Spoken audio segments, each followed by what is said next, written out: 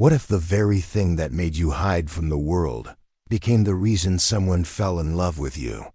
What if the scars you covered, the flaws you apologized for, the pieces of yourself you thought were broken, turned out to be exactly what made you whole in someone else's eyes?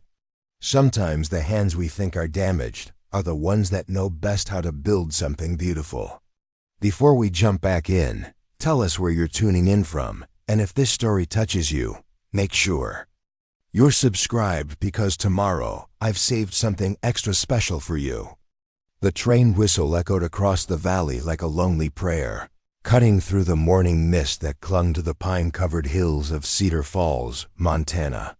Inside the cramped passenger car, 23-year-old Rose Catherine Mitchell pressed her gloved hands against the cool window glass, watching the wilderness roll past in shades of green and gold.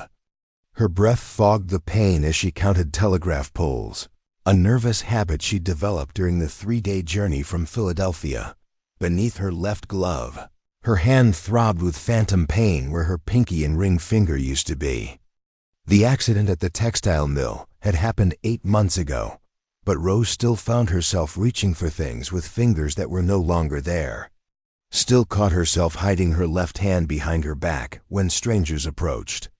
Still felt the burning shame when people stared at the awkward way she held her teacup or fumbled with buttons. The letter in her reticule crinkled as she shifted in her seat.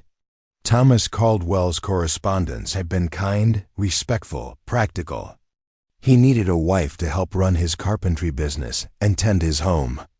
She needed a fresh start somewhere nobody knew about the mill accident, the medical bills that had swallowed her father's savings, the whispered conversations that followed her down Market Street. Their arrangement seemed fair enough: companionship, partnership, a chance at building something together in the Montana Territory. What Thomas didn't know, what Rose hadn't found the courage to write in any of her 7 letters, was about her left hand. About the way her grip faltered when lifting heavy items.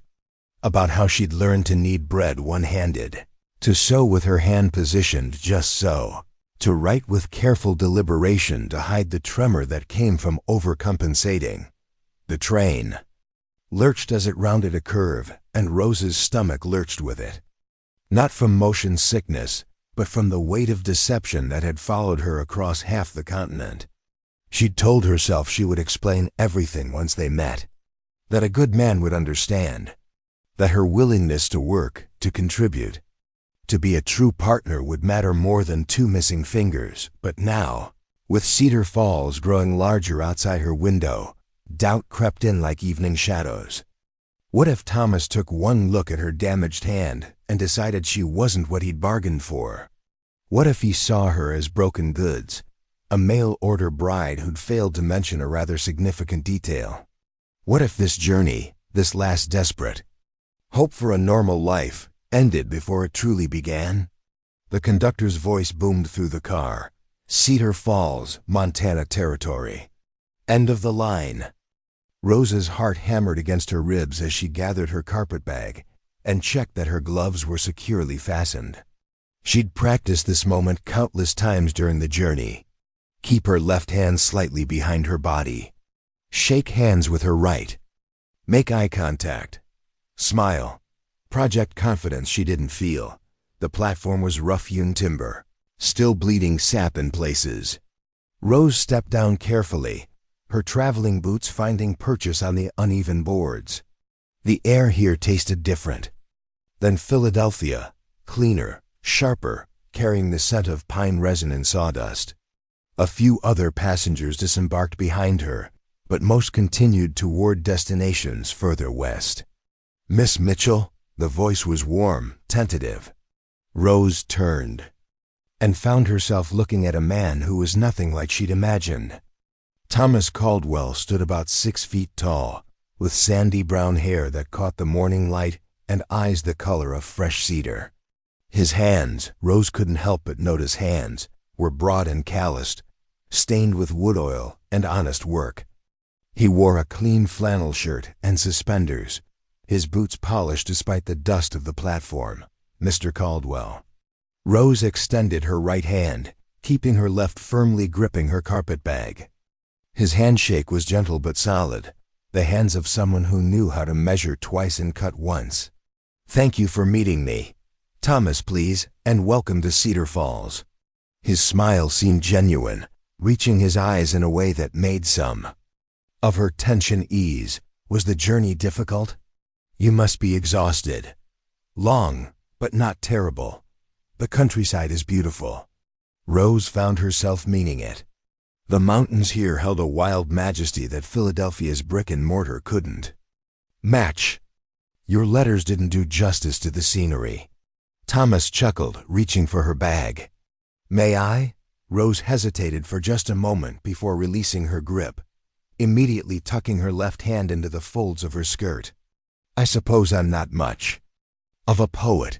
Better with wood than words, my mother always said." They walked toward a wagon hitched to two sturdy horses, their breath visible in the crisp morning air.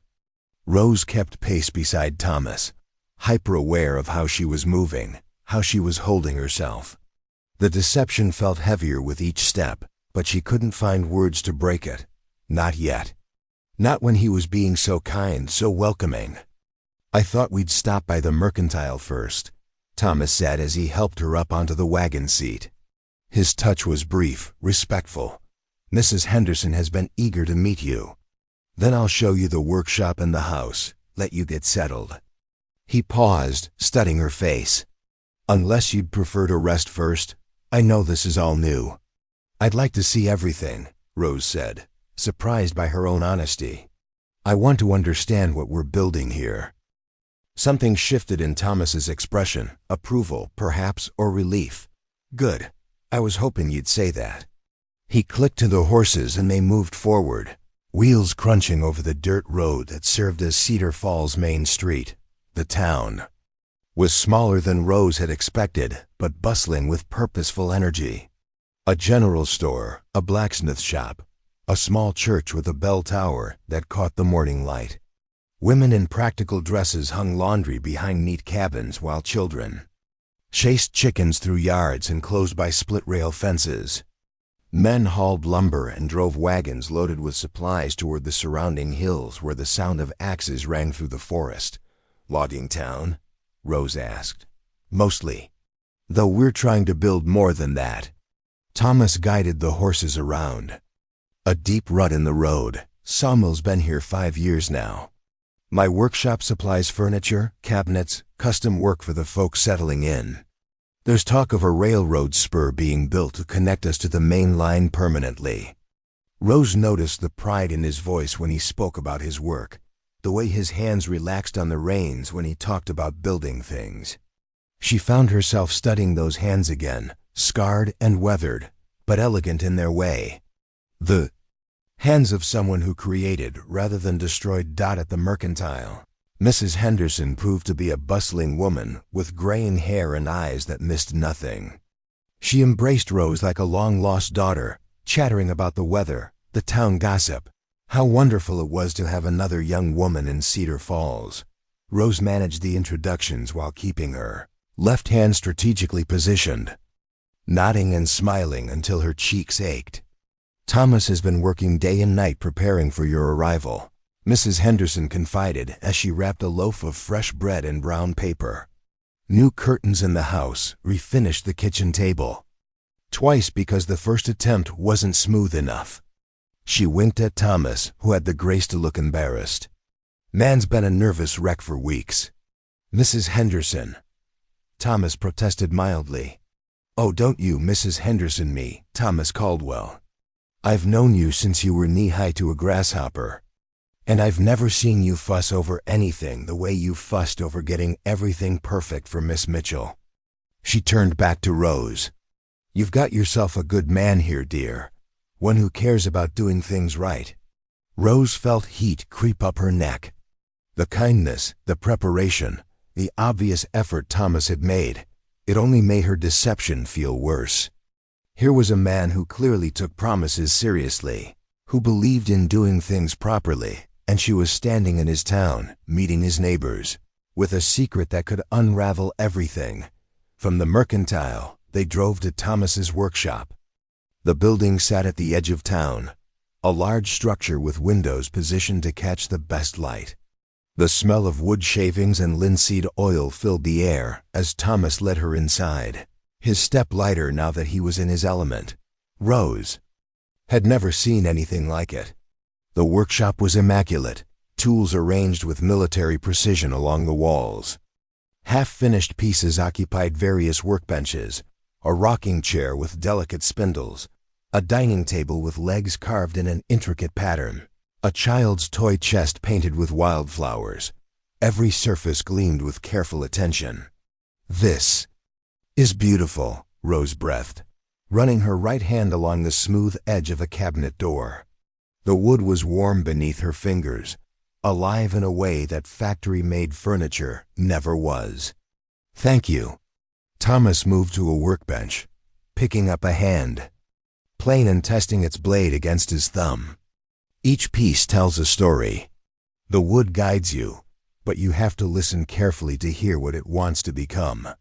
Rose watched him work the plane across a board, each stroke producing a perfect curl of shaving. His movements were fluid, practiced, confident. There was poetry in the way he handled the tools, a dancer's precision combined with a laborer's strength. "Do you ever make mistakes?" she asked. Thomas paused, looking up at her with a slight smile. "Every day. The trick is learning to work with them instead of against them. Sometimes what looks like a flaw becomes the most beautiful part of the piece." He ran his finger along a grain line in the wood that curved unexpectedly. "See this? Most people would call it a defect. But look how it catches the light differently than the straight grain. It makes the whole board interesting." Something in his words made Rose's chest tighten. She found herself staring at his hands again, noticing a long scar across his right palm, the way his left index finger bent slightly from an old break that had healed crooked. Working hands marked by experience, by mistakes survived and lessons learned. "I should show you the house," Thomas said, setting down the plane. "Let you get settled before supper." The house sat behind the workshop, connected by a covered walkway. That would provide shelter during Montana's fierce winters. It was modest but well built, with a wide front porch and windows that welcomed the afternoon light. Inside, Rose could see the evidence of Mrs. Henderson's gossip: new curtains in cheerful yellow fabric, floors polished to a honey-colored gleam, furniture that bore the unmistakable mark of Thomas's craftsmanship. "The bedroom is upstairs," Thomas said, his cheeks slightly pink. "I've been sleeping in the workshop until we sort things out properly." He cleared his throat. "I want you to be comfortable, Miss Mitchell, to feel at home here. Preparing and narrating this story took us a lot of time, so if you are enjoying it, subscribe to our channel. It means a lot to us. Now back to the story." Rose stood in the center of the front room, taking in the careful preparation, the thoughtful touches, the obvious hope that had gone into making this space welcoming. Guilt pressed against her ribs like a physical weight. This man had opened his home, his life, his future to her based on letters that hadn't told the whole truth. "Thomas," she began, then stopped. The words she needed seemed impossible to find. "Is everything all right?" His voice carried concern, and when she looked at him, she saw genuine worry in his cedar-colored eyes. Rose opened her mouth to tell him everything. About the mill accident, about her damaged hand, about the fear that had followed her across the continent. But before she could speak, the sound of approaching horses filled the air outside. Thomas frowned, moving to the window. "That's odd. Looks like Dr. Patterson's buggy, and—" his expression darkened. "And Mayor Henshaw." The knock on the door came moments later, authoritative and demanding. Thomas opened it to reveal two men, one elderly with a medical bag, the other portly and self-important, in an expensive suit that looked out of place in Cedar Falls. "Thomas," the mayor said without preamble, "we need to speak with you." "And with Miss Mitchell, I presume?" His eyes found Rose and lingered in a way that made her skin crawl. Mayor Henshaw, Thomas replied evenly. Dr. Patterson, what brings you there? Official business, I'm afraid. The mayor stepped inside without invitation, the doctor following reluctantly. There's been a complaint filed with the territorial authority. Questions about Miss Mitchell's suitability as a territorial bride. Rose felt the blood drain from her face. I don't understand. Mayor Henshaw's smile was as cold as the winter wind. Someone has alleged that you may not be physically capable of fulfilling the duties expected of a frontier wife, that certain disabilities were concealed in your correspondence. His eyes dropped deliberately to her hands. The territorial government takes marriage fraud very seriously, Miss Mitchell. The room fell silent except for the ticking of the mantel clock. Rose felt exposed, vulnerable, as if her carefully maintained secret had been stripped away without her consent. Thomas looked between her and the mayor, confusion and something that might have been hurt flickering across his features. Who made this complaint? Thomas asked, his voice dangerously quiet. That's confidential, the mayor replied. But the allegation must be investigated. Dr. Patterson is here to conduct a medical examination to determine Miss Mitchell's fitness for frontier life. Rose's world tilted sideways. Someone knew. Someone had seen through her careful deception and decided to destroy her chance at happiness before it could truly begin. But who? And why? She looked at Thomas, seeing the questions forming in his eyes, and realized that her time for choosing when and how to tell the truth had just run out. The secret she'd carried across the continent was about to be exposed in the worst possible way, not as a confession between partners, but as evidence in an investigation that could brand her a fraud and send her back to Philadelphia in shame. Afternoon light streaming through Thomas's carefully chosen windows suddenly felt harsh and unforgiving. Rose wrapped her arms around herself, feeling more alone than she had since the day the mill machinery had taken her fingers and changed her life forever. In a matter of minutes, everything she'd hoped to build in Cedar Falls hung in the balance, and she was powerless to stop what came next. Dr. Patterson cleared his throat uncomfortably, his medical bag clutched in weathered hands that had delivered half the babies in Cedar Falls and set more broken bones than he cared to count. Unlike Mayor Henshaw, the elderly physician seemed reluctant to be part of whatever was unfolding. In Thomas's front room, perhaps we could discuss this privately first, Dr. Patterson suggested, his voice gentle but firm. Miss Mitchell has just arrived. Surely there's no immediate urgency to. The territorial authority disagrees. Mayor Henshaw interrupted, removing a folded document from his coat pocket. The complaint specifically states that Miss Mitchell may have misrepresented her physical condition in her correspondence. If she's unable to perform basic frontier tasks, then this marriage arrangement could be considered fraudulent under territorial law. Rose found her voice, though it came out smaller than she intended. What exactly are you accusing me of? The mayor's eyes glittered with something that looked disturbingly like satisfaction. I'm not accusing you of anything, Miss Mitchell. I'm simply following proper procedures. Someone has raised concerns about your capabilities. The law requires investigation. Thomas stepped closer to Rose, not quite touching but close enough that she could feel the warmth radiating from his body. Who filed this complaint, Henshaw? You still haven't answered that question. As I said, that information remains confidential. During the investigation period, Mayor Henshaw smoothed his vest with pudgy fingers. But I can tell you that the complainant claims to have witnessed Miss Mitchell struggling with basic tasks during her journey. Difficulty handling luggage. Problems with fine motor skills, visible trembling when attempting to manipulate small objects. Rose's stomach dropped. Someone had been watching her on the train, noting her careful compensations, her subtle struggles. But who? She tried to remember the other passengers, the stops along the way, anyone who might have paid particular attention. To a lone woman traveling west. This is ridiculous, Thomas said, his voice tight with controlled anger. "Miss Mitchell just arrived. She's tired from traveling, adjusting to a new place." "Of course she might seem, Mr. Caldwell," the mayor interrupted smoothly. "I understand your desire to protect your intended bride. But consider the implications if these allegations prove true. A woman who cannot perform basic household tasks, who might require constant assistance, who could become a burden rather than a partner." He let the words hang in the air like a threat. "The territorial government invests considerable resources in encouraging settlement. They have a right to ensure that mail-order bride arrangements contribute to community stability rather than undermining it." Dr. Patterson shifted uncomfortably.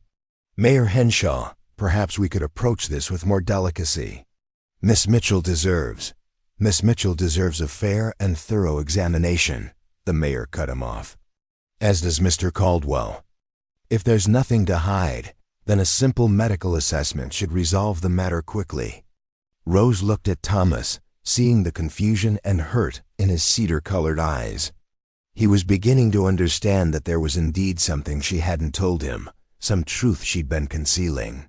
The knowledge sat between them like a chasm, opening in real time. "What kind of examination?" she asked quietly. Dr. Patterson answered before the mayor could speak. "A basic assessment of physical capabilities. Range of motion, coordination, ability to perform typical household tasks. Nothing invasive or inappropriate." He glanced meaningfully at the mayor. "And conducted with proper respect for your privacy and dignity. The territorial authority has also requested documentation," Mayor Henshaw added, producing another paper. "From his seemingly endless supply. Any medical records from your previous location, correspondence that might clarify your physical condition, witness statements from your journey west." Rose felt trapped, cornered by forces she hadn't anticipated. The careful life she'd begun to imagine in Cedar Falls was crumbling before it had truly begun. But beneath the panic, anger began to stir. Who had done this to her? Who had watched her struggles and decided to use them as weapons? "I'll submit to your examination," she said finally, her voice steadier than she felt. "But I want to know who made these accusations. I have a right to face my accuser." Mayor Henshaw's smile was sharp as a blade. "All in due time, Miss Mitchell. First, let's establish the facts." Thomas moved to stand directly beside Rose, his shoulder brushing hers. "Whatever this examination reveals, it doesn't change anything between us," he said firmly.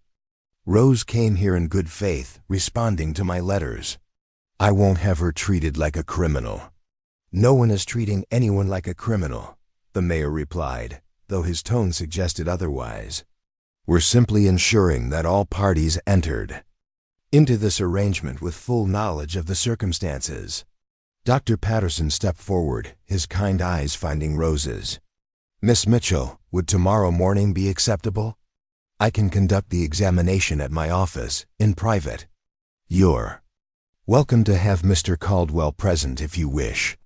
Rose nodded, not trusting her voice. Tomorrow she would have to reveal the secret she'd carried across the continent, but at least it would be on somewhat her own terms, rather than standing here in Thomas's front room, with Mayor Henshaw watching like a vulture. "Excellent," the mayor said, making notes in a small leather book. "I'll expect a full report by tomorrow evening, Doctor. The territorial authority wants this matter resolved quickly." After the two men left, silence filled the house like water rushing into a sinking ship. Thomas stood at the window, watching their buggy disappear down the dusty road. Rose remained frozen in the center of the room, afraid to move, afraid to speak, afraid to shatter whatever fragile trust might still exist between them. "Rose," Thomas said finally, not turning from the window, "is there something you need to tell me?" The question hung in the air, heavy with implications. Rose looked at his broad shoulders, the way his hands rested against the window frame, the careful control in his posture that suggested he was working very hard to remain calm. "Yes," she whispered. Thomas turned then, his eyes searching her face. Something that might explain why someone would make these accusations. Rose's throat felt thick with unshed tears. I was going to tell you. I planned to explain everything once we'd met, once you'd had a chance to get to know me a little. Tell me now. Rose pulled off her left glove with trembling fingers. Her damaged hand looked smaller than she remembered, more vulnerable. The scars where her pinky and ring finger had been were still pink and tender, the remaining fingers bearing the marks of the surgeon's necessary work. Thomas stared at her hand for a long moment, his expression unreadable. Rose waited for disgust, for disappointment, for the careful politeness that would precede his gentle rejection. Instead, he crossed the room and took her damaged hand in both of his, studying it with the same careful attention he'd shown the wood grain in his workshop. What happened? He asked softly. Mill accident. 8 months ago. Rose's voice came out hoarse with suppressed emotion. The machinery caught my glove, pulled my hand into the gears before anyone could stop it. The doctor said I was lucky to keep my thumb and first 2 fingers. Thomas's thumbs traced gently over her scars, his touch careful and warm. Does it hurt? Sometimes, phantom pain mostly. I dream about having all my fingers, then wake up and remember. Rose tried to pull her hand away, but Thomas held on gently. I can still work. I've learned to compensate. I can cook, clean, sew, do everything a frontier wife needs to do. It just takes me longer sometimes, and I have to approach things differently. Why? Didn't you write about it? The question came without accusation, just genuine curiosity. Rose finally succeeded in withdrawing her hand, covering it again with her glove. Because I was afraid. Afraid you'd decide I wasn't what you bargained for. Afraid you'd see me as damaged goods. She moved to the window, staring out at the mountains that surrounded Cedar Falls like protective sentinels. I've been hiding. If for months, avoiding situations where people might notice. The accident didn't just take my fingers, Thomas. It took my confidence, my sense of being whole. Thomas was quiet for so long that Rose began to worry she'd lost him completely. When he finally spoke, his voice was thoughtful rather than angry. I've been building furniture for 15 years, he said. Made more mistakes than I can count. Cut joints too loose, planed boards too thin, miscalculated angles that threw entire pieces out of square. He moved to stand beside her at the window. You know what I learned? The most beautiful pieces I've ever made incorporated those mistakes. A knot that forced me to change my design. A crack that I filled with contrasting wood that became the focal point of the whole piece. Rose glanced at him, unsure where he was leading. I'm not angry that you didn't tell me, Thomas continued. I understand fear. I understand wanting to put your best foot forward. He paused. But I am sorry that you felt you had to hide this from me. Sorry that someone has made you feel like having different capabilities makes you worth less. Different capabilities, Rose repeated softly. She'd never heard it phrased that way before. That's what they are. Thomas's voice carried absolute conviction. You said you've learned to do everything differently. That sounds like adaptation to me. Intelligence, resilience. He turned to face her fully. The question isn't whether you can do the work, Rose. The question is whether we can. Do it together. Before Rose could respond, a knock echoed through the house again. This time it was gentler, more tentative. Thomas opened the door to reveal a young woman about Rose's age, holding a covered dish and wearing an expression of nervous determination. Mr. Caldwell, I'm Sarah Jenkins. I live just down the road with my husband David. She glanced past Thomas to where Rose stood. I heard about the trouble this afternoon, and I wanted to meet Miss Mitchell properly. Thomas stepped aside to let her enter. Sarah Jenkins was petite with auburn hair and kind eyes, wearing a simple dress that showed careful mending in several places. She set her dish on Thomas's dining table and turned to Rose with a warm smile. I brought chicken and dumplings, Sarah said. Figured you might not feel much like cooking tonight after Well, after everything. She studied Rose's face with honest curiosity rather than the calculating gaze Mayor Henshaw had worn. I also wanted you to know that not everyone in Cedar Falls thinks you should be subjected to this investigation. You heard about it already? Thomas asked. Stara snorted. Mayor Henshaw can't keep his mouth shut when he thinks he's got something juicy. He was at Henderson's Mercantile within an hour, telling anyone who'd listen about the irregularities in Miss Mitchell's case. Her expression darkened. Man's got too much time on his hands and too much interest in other people's business. Rose found herself warming to Sarah Jenkins immediately. Do you know who might have filed the complaint? I've got suspicions, Sarah said carefully, but nothing I can prove yet. She glanced between Rose and Thomas. What I can tell you is that Dr. Patterson is a good man. Fair. If he's conducting the examination, you'll be treated with respect. That's something, at least, Thomas said. Sarah studied Rose for a moment, then asked directly, is there truth to what they're saying? Are you dealing with some kind of physical challenge? Rose appreciated the straightforward question. She pulled off her glove again, showing her damaged hand without shame this time. Mill accident in Philadelphia. I lost 2 fingers. Sarah examined Rose's hand with the practical eye of a frontier woman who'd seen her share of injuries and adaptations. Can you still do detailed work, sewing, cooking, that sort of thing? Yes, it took time to learn new ways of holding things, but I can do everything I need to do. Then what's the problem? Sarah's voice carried a hint of irritation. Half the men in this town are missing fingers from sawmill accidents. David lost the tip of his thumb to a splitting maul last winter. Nobody questions their ability to work. Thomas made a sound of agreement. That's exactly what I was thinking. Sarah turned to him with approval. Good, because if you let Mayor Henshaw and whoever filed this complaint push Miss Mitchell out of town over something this ridiculous, you're not the man I thought you were.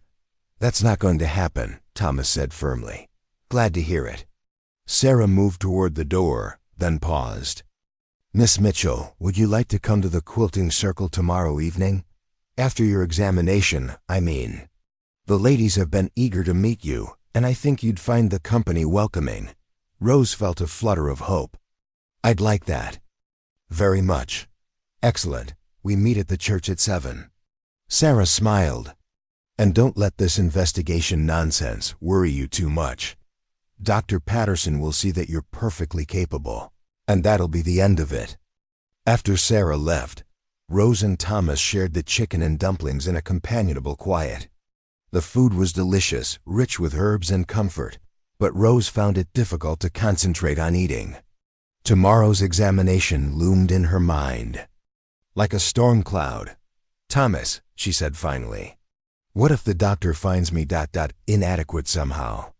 What if the territorial authority decides our marriage arrangement is invalid? Thomas set down his fork and reached across the table to cover her gloved hand with his. Then we'll figure out another way. I meant what I said earlier, Rose. Whatever this examination reveals, it doesn't change how I feel about having you here. How do you feel about having me here? The question slipped out before Rose could stop it. Thomas was quiet for a moment, his thumb tracing gentle circles on the back of her hand. Hopeful, he said finally. More hopeful than I've been in a long time. He met her eyes. I've been alone in this house for 3 years, Rose, building furniture for other people's families, watching other people's happiness from the outside. When I placed that advertisement for a mail-order bride, I wasn't just looking for someone to cook and clean. I was looking for a partner, someone to build a life with. Rose felt tears prick at the corners of her eyes. Even knowing about my hand? Especially knowing about your hand. Thomas's voice carried absolute conviction. You crossed half the continent carrying a secret you were afraid would make you unwanted. You've learned to adapt, to overcome, to keep going despite setbacks that would have broken other people. Those aren't the qualities of someone weak, Rose. Those are the qualities of someone I'd be honored to call my wife." That night, Rose lay in the upstairs bedroom Thomas had prepared for her, staring at the ceiling and listening to the sounds of Cedar Falls settling into sleep. Somewhere in the darkness, someone who wished her ill was probably sleeping soundly, satisfied with the chaos they'd created. But for the first time since the train had pulled into the station, Rose felt something other than fear about tomorrow. She had Thomas's support. She had Sarah Jenkins's friendship. She had Dr. Patterson's promise of a fair examination. Whatever came next, she wouldn't face it alone. Outside her window, the Montana wind whispered through the pine trees, carrying the scent of sawdust and possibility.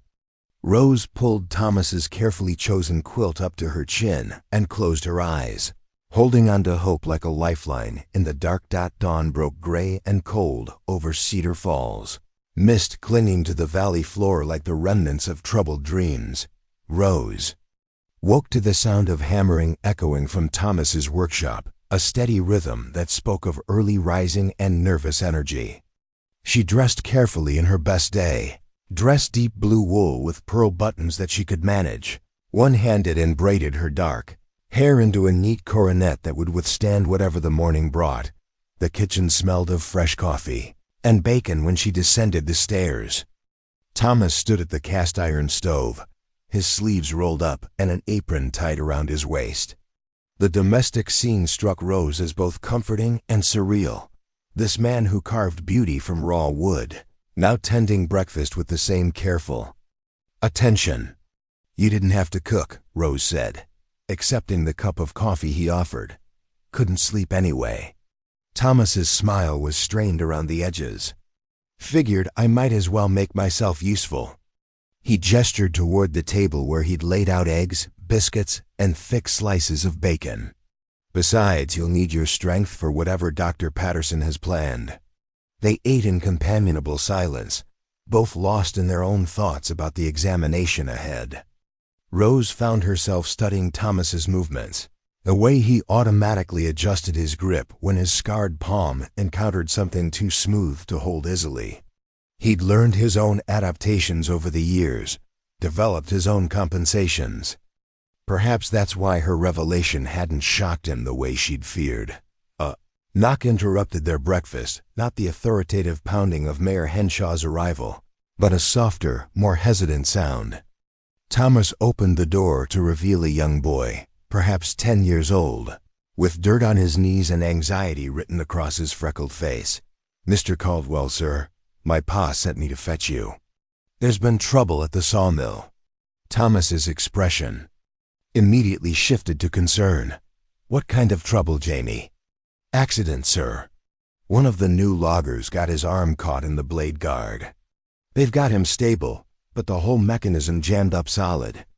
Pa says they need someone who understands machinery to help get it running again before the whole crew loses a day's wages." Rose watched Thomas wrestle with the dilemma, his obligation to accompany her to the examination versus his responsibility to the mill workers who depended on steady work. She made the decision for him. "Go," she said firmly.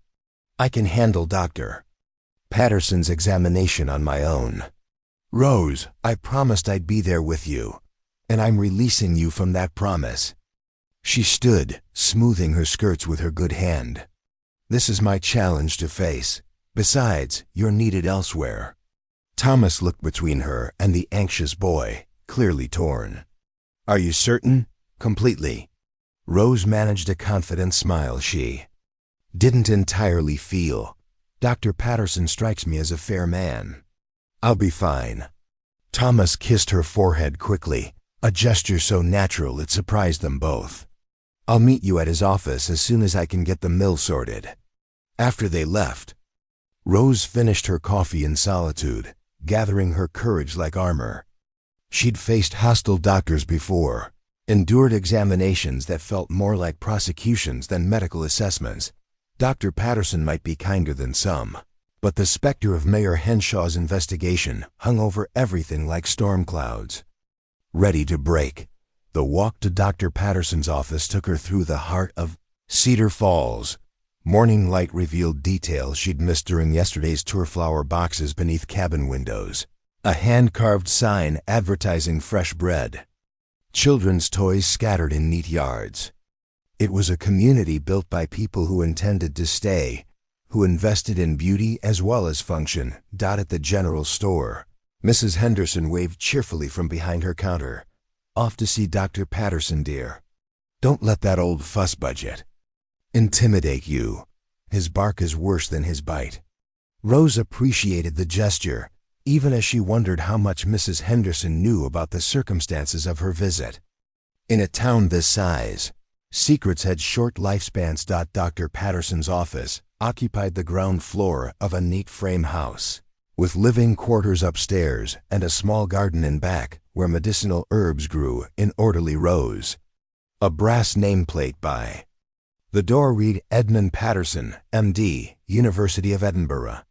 Rose knocked and waited, her heart beating faster than the morning warranted. The door opened to reveal Dr. Patterson without his coat, wearing a simple white shirt and vest that made him look more like someone's grandfather than a territorial official. His office was warm and welcoming, with afternoon sunlight streaming through clean windows and the comforting smell of carbolic soap and dried lavender. Miss Mitchell, please come in. I trust you slept well despite the circumstances? Well enough. Thank you. Rose took the chair he indicated, a comfortable armchair rather than the sterile examination table she'd expected. Dr. Patterson settled behind his desk, pulling out a leather-bound journal and a pair of wire-rimmed spectacles. Before we begin, I want you to understand my position in this matter. I've been a Cedar Falls physician for 12 years.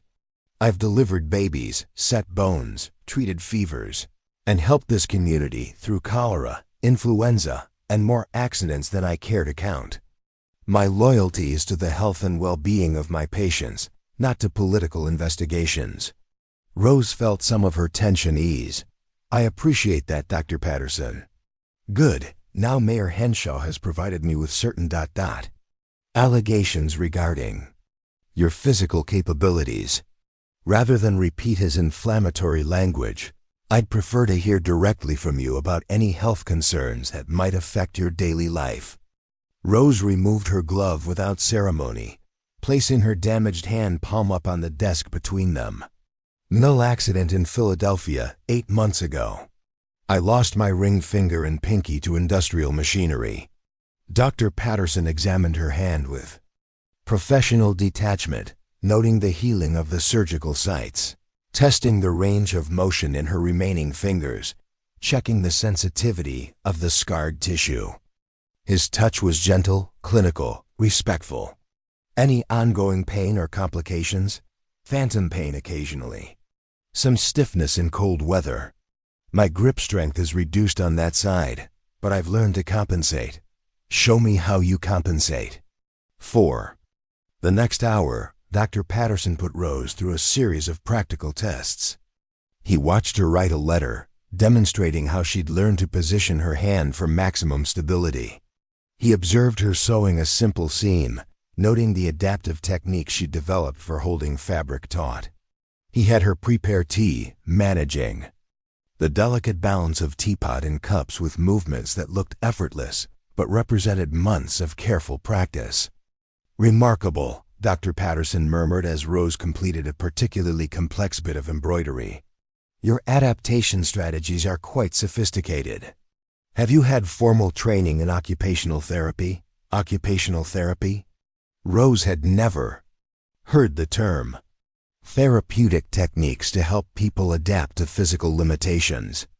What you've accomplished through trial and error would impress specialists in Edinburgh or London. Dr. Patterson made notes in his journal. Your fine motor control is actually superior to many people with all 10 fingers. Rose felt a flutter of pride. It wasn't easy. The first months after the accident, I felt useless. Everything took twice as long, and I dropped things constantly. But you persevered. You found solutions. You adapted. Dr. Patterson sat down his pen and regarded her seriously. Miss Mitchell, in my medical opinion, you are not only capable of fulfilling the duties of a frontier wife, you possess qualities that make you exceptionally well suited to frontier life. Adaptability, resilience, problem-solving skills.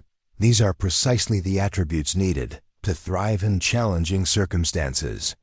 Before Rose could respond, voices erupted outside the office window. Not the normal sounds of Cedar Falls going about its business, but angry shouting punctuated by what sounded like breaking glass. Dr. Patterson frowned, moving to look outside. That's coming from the direction of Thomas's workshop. Rose's blood turned to ice water. She joined Dr. Patterson at the window, craning to see down the street toward Thomas's building.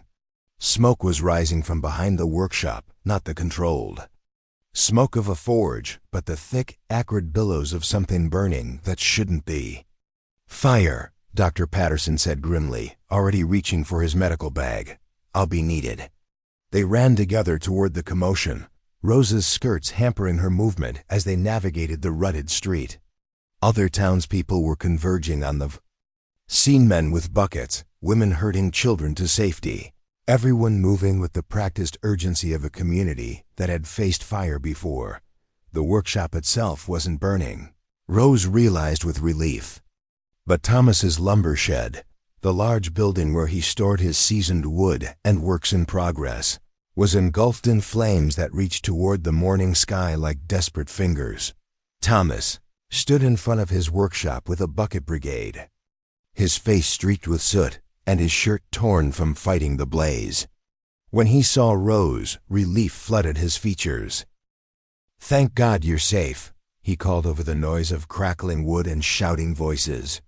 "I was afraid when I saw the smoke. What happened?" Rose shouted back, taking a bucket from someone in the line and passing it forward. "Don't know yet. I was at the mill when it started. Jamie's father sent him to find me again, said there was trouble at my place." Thomas wiped sweat and ash from his forehead. "By the time I got here, the whole shed was already going up." Mayor Henshaw appeared at Rose's elbow, his expensive clothes somehow still immaculate despite the chaos around them.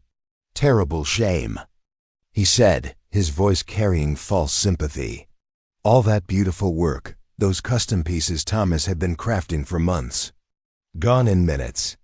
Something in his tone made Rose look at him sharply. The mayor was watching the fire with an expression that didn't quite match his sorrowful words. There was satisfaction there, carefully hidden but unmistakable. "How did it start?" Rose asked pointedly. Mayor Henshaw shrugged. "These things happen. Old buildings, dry wood, careless spark from someone's pipe. Could have been anything." His eyes met hers briefly, and she saw calculation there. "Of course, Thomas will need all the help he can get rebuilding. Community support, perhaps from a wife who's fully capable of contributing to the recovery effort."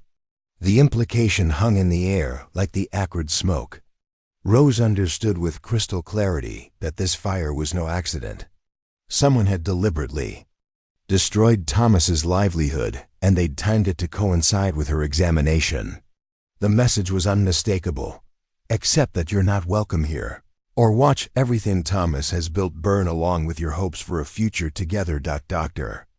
Patterson appeared beside them, his medical bag in one hand and his completed examination report in the other. "Miss Mitchell, I was hoping to discuss my findings with you and Mr. Caldwell together." "Now might not be the best time," Mayor Henshaw interjected smoothly. "Perhaps we should postpone any official discussions until Thomas has dealt with this tragedy." "On the contrary," Dr. Patterson replied firmly. "I think now is exactly the right time."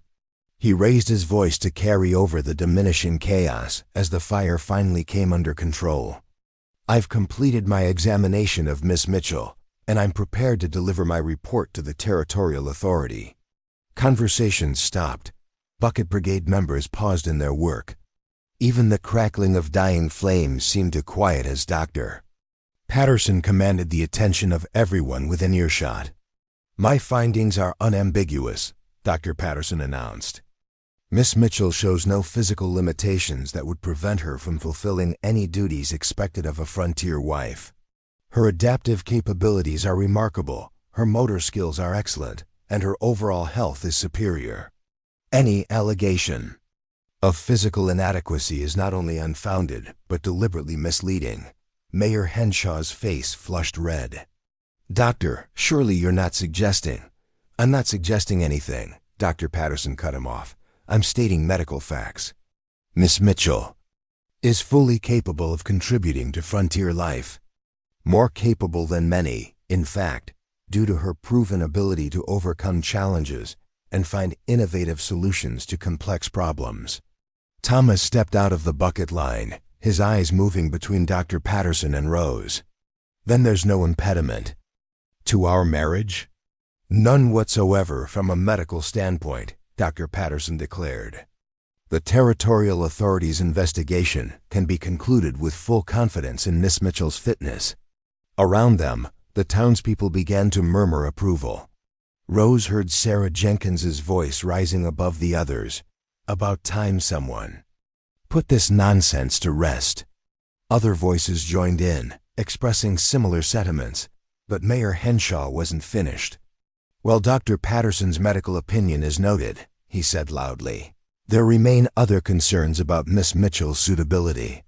Questions of character, of truthfulness in correspondence, of whether someone who conceals important information can be trusted to. That's enough." Thomas's voice cut through the mayor's speech like an axe through kindling. He stepped forward, his imposing frame made more intimidating by the soot and sweat of fighting the fire. "You want to question Rose's character? Then question mine first. I'm the one who placed the advertisement. I'm the one who invited her here. And I'm the one who's going to marry her, with or without the territorial authorities' blessing." The crowd fell silent. Rose felt the weight of dozens of eyes on her, measuring, judging, waiting to see how she would respond to this public declaration.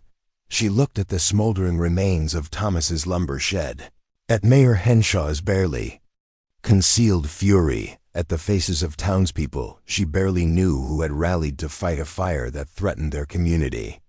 Then she looked at Thomas, standing tall and defiant, despite having lost months of work and inventory. "Thomas is right," she said, her voice carrying clearly in the morning air. "I did conceal the extent of my injury in my letters.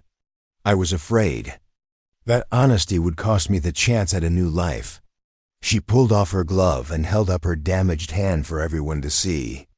"I lost 2 fingers in a mill accident, but I haven't lost my ability to work, to contribute, to be a partner worth having." She moved to stand beside Thomas, their shoulders touching. "If someone in this community has a problem with that, then they have a problem with both of us. We're not going anywhere." The crowd erupted in applause, drowning out whatever Mayor Henshaw might have said next. Rose felt Thomas's arms slip around her waist, solid and warm and absolutely certain. But even as the immediate crisis passed, Rose couldn't shake the feeling that this was only the beginning. Someone had filed that complaint.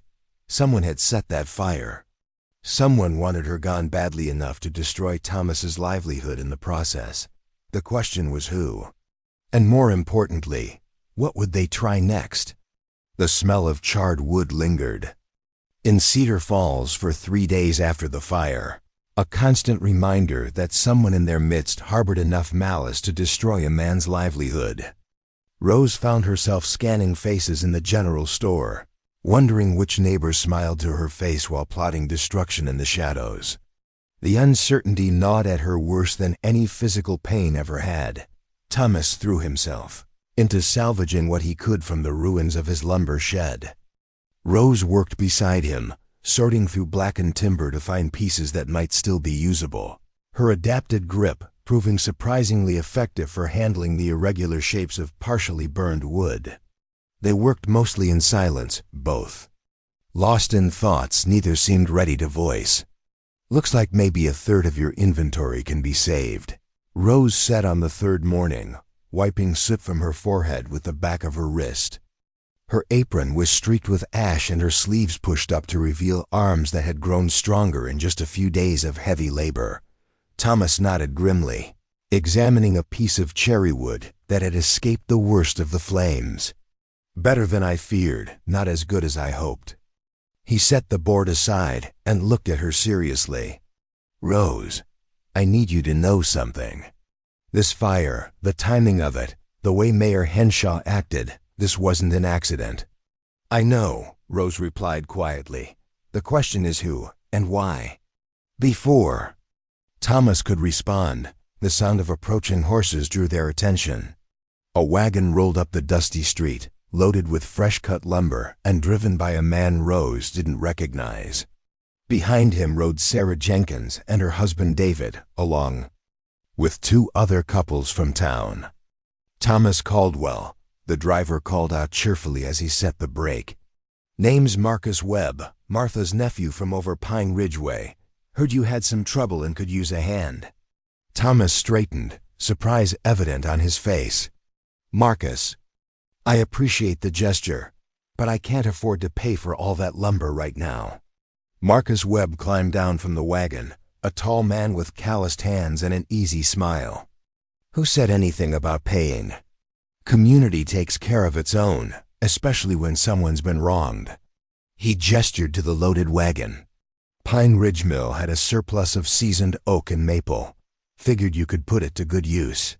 Sarah Jenkins dismounted from her horse, her practical dress dusty from the ride. We've also brought hands to help with the rebuilding. David's got experience with construction, and the Hendersons sent their eldest boys to help with the heavy lifting. Rose felt her throat tighten with unexpected emotion. These people barely knew her, yet they were sacrificing their time and resources to help rebuild what someone had tried to destroy. There's more, David Jenkins added, producing a small leather pouch from his saddlebag.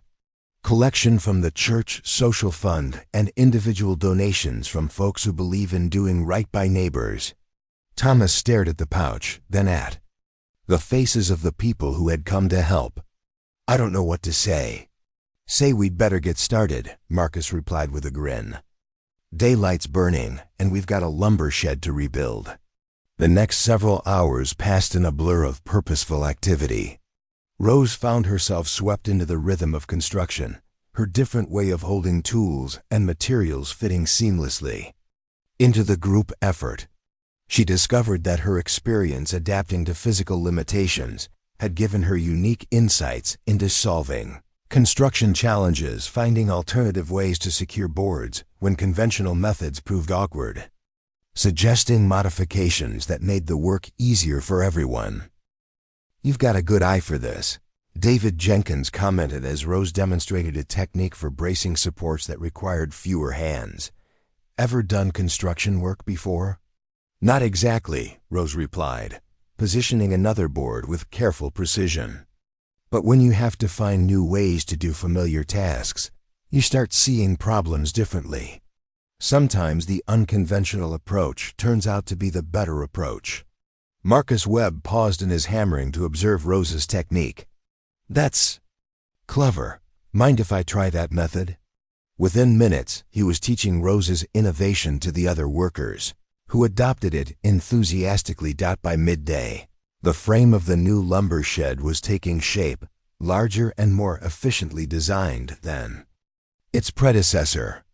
The community effort had transformed what could have been weeks of solitary rebuilding into a shared accomplishment that strengthened bonds between neighbors, but not everyone in Cedar Falls approved of the outpouring of support. Mayor Henshaw appeared just as the workers were breaking for lunch, his expensive buggy raising dust clouds as it rolled to a stop near the construction site. He climbed down slowly, his face arranged in an expression of concerned authority. Thomas, Miss Mitchell, he said with false warmth. I see you've managed to gather quite a work crew. Community support, Thomas replied evenly, not pausing in his work. Amazing what people will do when they believe in a cause. Indeed. The mayor's eyes swept over the construction site, taking in the progress with obvious displeasure. I do. Hope you've obtained proper permits for this construction. The territorial authority has specific requirements for commercial buildings. Marcus Webb straightened from where he'd been measuring support beams. This is a replacement structure on existing foundations, Mayor. Same footprint as the original building that was here for 5 years without any permit issues. Ah, but circumstances have changed, Mayor Henshaw replied smoothly. There are new territorial guidelines about fire safety, structural requirements, commercial use permits. I'd hate to see all this fine work torn down because proper procedures weren't followed. The threat hung in the air like smoke from the burned lumber. Rose felt her stomach clench as she realized this was another attempt to derail their progress, to find legal ways to accomplish what arson had failed to complete. What exactly are you suggesting? Sarah Jenkins asked, her voice sharp with barely controlled anger. I'm suggesting that Thomas might want to visit my office to review the current territorial regulations before proceeding further. The mayor replied, purely as a precaution, you understand. Thomas set down his hammer and faced the mayor directly. And if I refuse, then you risk having territorial inspectors shut down your entire operation, potentially permanently. Mayor Henshaw's smile was as cold as the winter wind. The territorial authority takes regulatory compliance very seriously, especially in cases where there have been questions about resident suitability. The message was crystal clear: submit to harassment and delays or risk losing everything permanently. Rose watched Thomas wrestle with the impossible choice, knowing that either path led to hardship and uncertainty. How long would this permit review process take? Thomas asked finally. Oh, these things can be quite complex. Weeks, possibly months, depending on how thoroughly the application needs to be reviewed. The mayor's tone suggested he would personally ensure maximum delays. Of course, work would have to cease until all approvals are granted. Rose felt anger building in her chest like steam in a kettle. These people had given up their day to help rebuild what someone had maliciously destroyed, and now Mayor Henshaw was threatening to make their efforts worthless through bureaucratic manipulation. Mayor Henshaw, she said, stepping forward with her damaged hand clearly visible. I have a question about these territorial regulations. The mayor's eyes flicked to her hand, his expression showing distaste. Yes, Miss Mitchell? Do they apply equally to all residents? Or do some people get special consideration based on their ... connections? Mayor Henshaw's face flushed red. The regulations apply to everyone equally, of course. Interesting, Rose continued, her voice carrying the sweet poison of controlled anger. Because I couldn't help but notice that your own property expansions last spring didn't seem to require months of territorial review. The new addition to your house, the enlarged stable, the fancy gazebo in your garden, all completed without any apparent permit delays. Several of the workers exchanged glances. Marcus Webb made a sound that might have suppressed laughter. That's entirely different, the mayor sputtered. Residential improvements have different requirements than commercial structures. Of course they do, Rose agreed pleasantly. Just like complaints against mail-order brides have different requirements than complaints against established residents.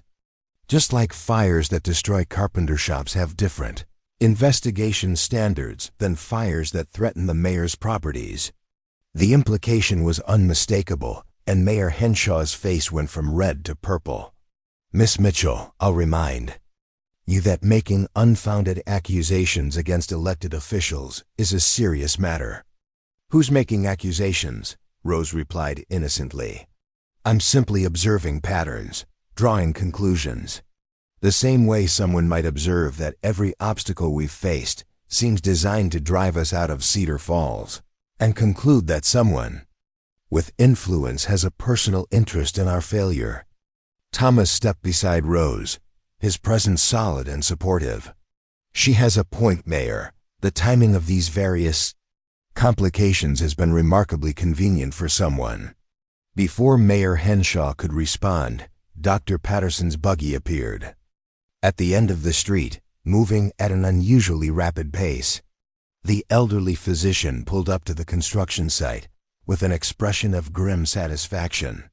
"Mayor Henshaw," Dr. Patterson called out as he climbed down from his buggy. "Perfect timing. I was just on my way to find you." The mayor looked wary. "What can I do for you, doctor?" Dr. Patterson produced a thick envelope from his medical bag. "Official correspondence from the Territorial Medical Authority. They've reviewed my report on Miss Mitchell's examination, along with my detailed observations about the circumstances surrounding the investigation." Rose felt her heart skip. Official territorial correspondence could go either way, vindication or condemnation, depending on which bureaucrats had influence and what pressures they faced. "The Territorial Medical Authority has rendered their final decision," Dr. Patterson announced loudly enough for all the workers to hear. "Miss Mitchell is declared fully fit for frontier life, with capabilities that exceed territorial standards. Furthermore, the medical authority has expressed concern about the nature of the original complaint, which they describe as medically unfounded and potentially motivated by personal animus rather than legitimate concern." Mayor Henshaw's face went ashen. That's impossible. The complaint was filed by a credible witness who observed clear limitations. The complaint was filed by someone who either lacks medical knowledge or deliberately misrepresented what they observed. Dr. Patterson cut him off. "The Territorial Authority is now investigating the source of the complaint to determine whether charges of filing false reports should be pursued." Rose felt a surge of vindication mixed with apprehension. Official support was wonderful, but it would likely drive their unknown enemy to more desperate measures. "There's more," Dr. Patterson continued, his voice carrying the authority of his medical training and territorial position.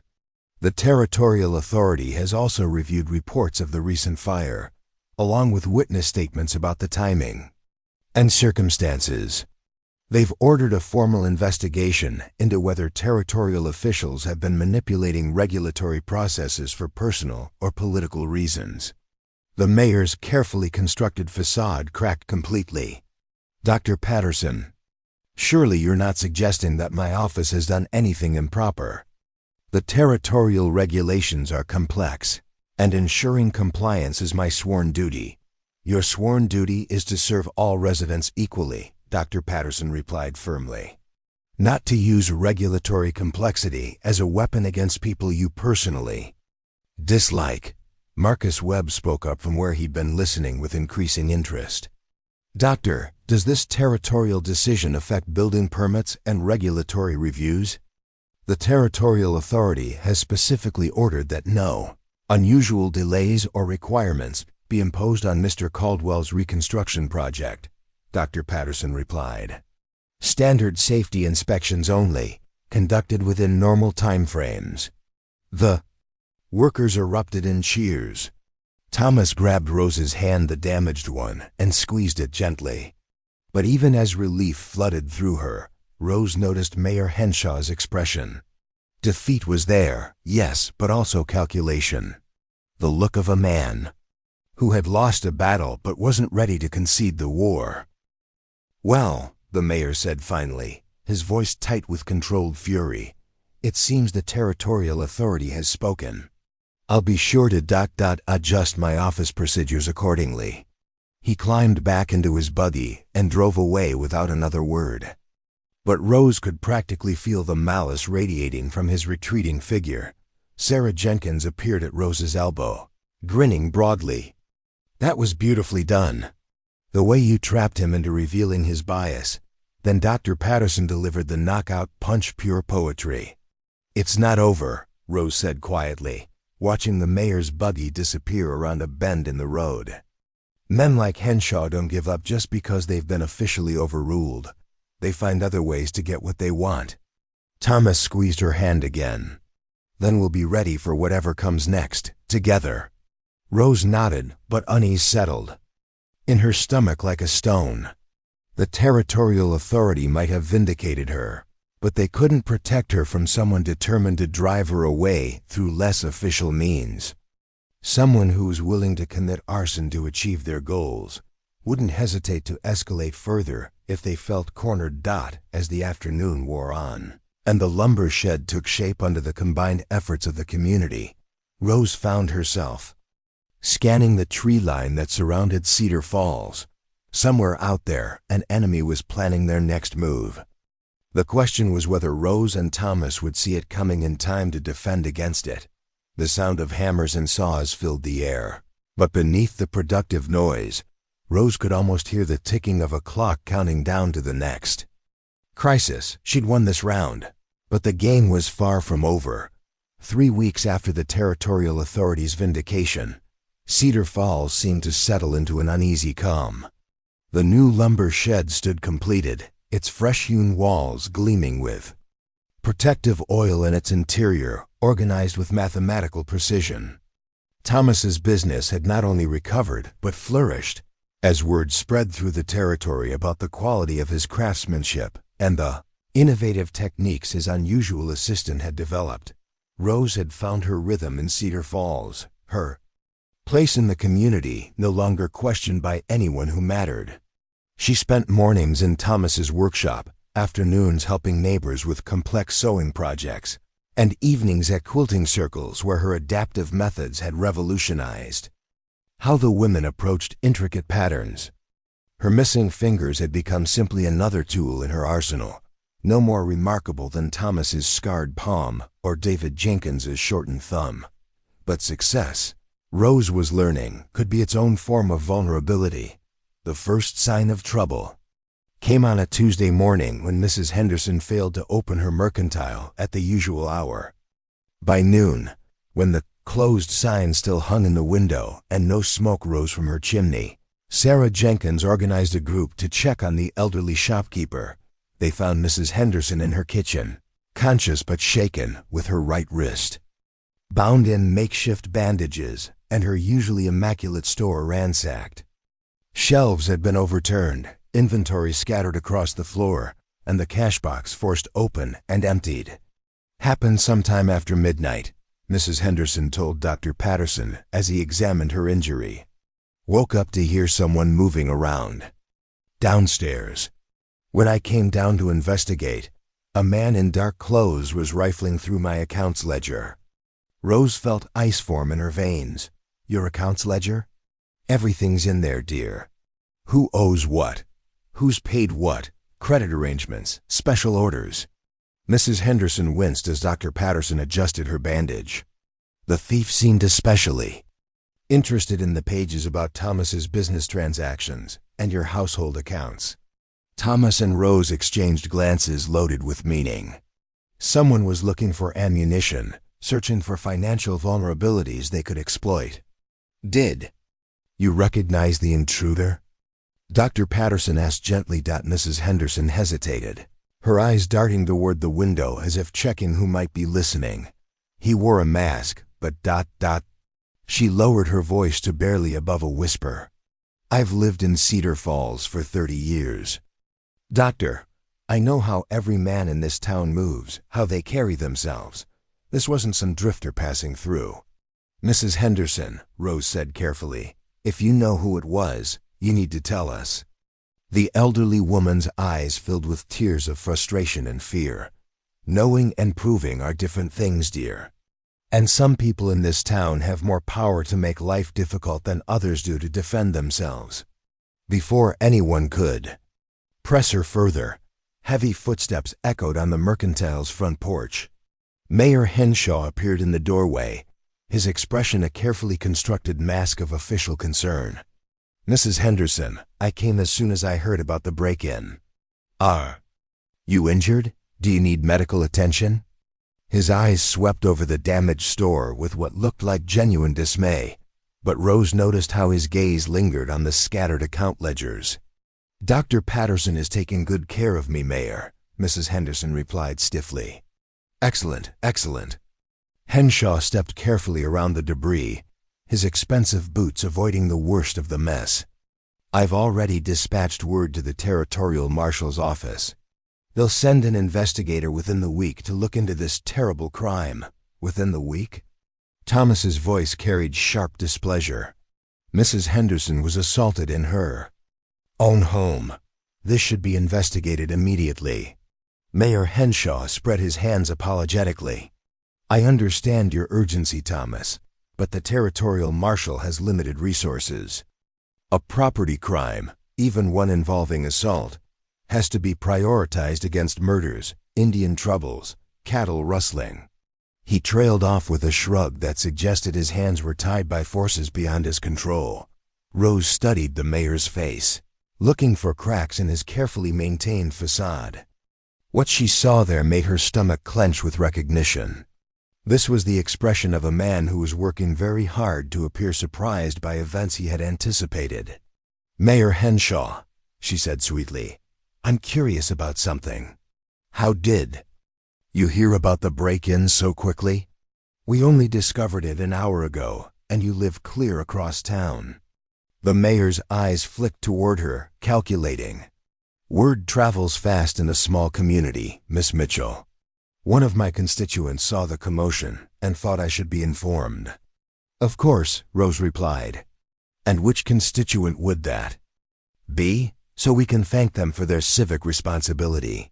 That is, I don't recall exactly who mentioned it. You know how information spreads in a town this size. Rose nodded as if satisfied, but she caught Thomas's eye and saw that he had noted the evasion as well. Mayor Henshaw knew about the break-in because he had either committed it himself or arranged for it to happen.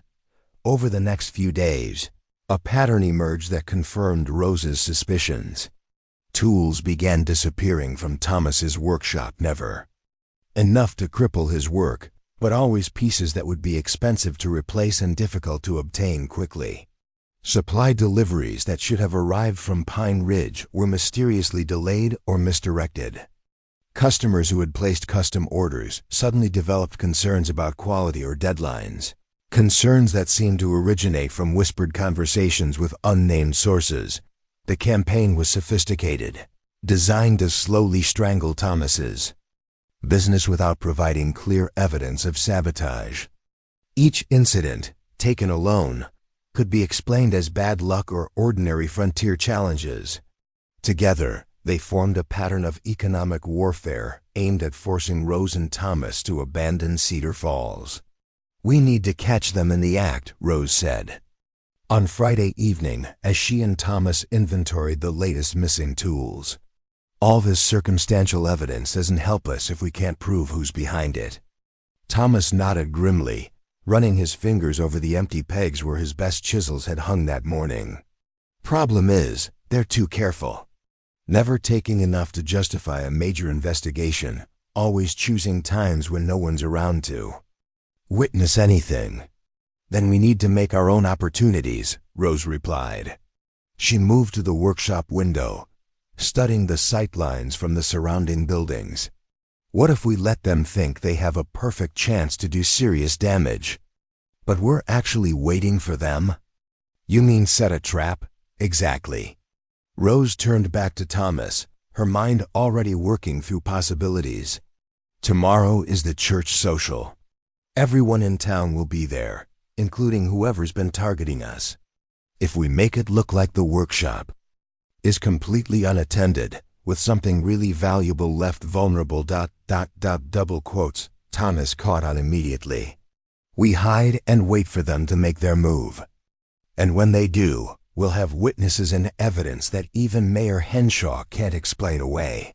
They spent the evening planning their trap with military precision.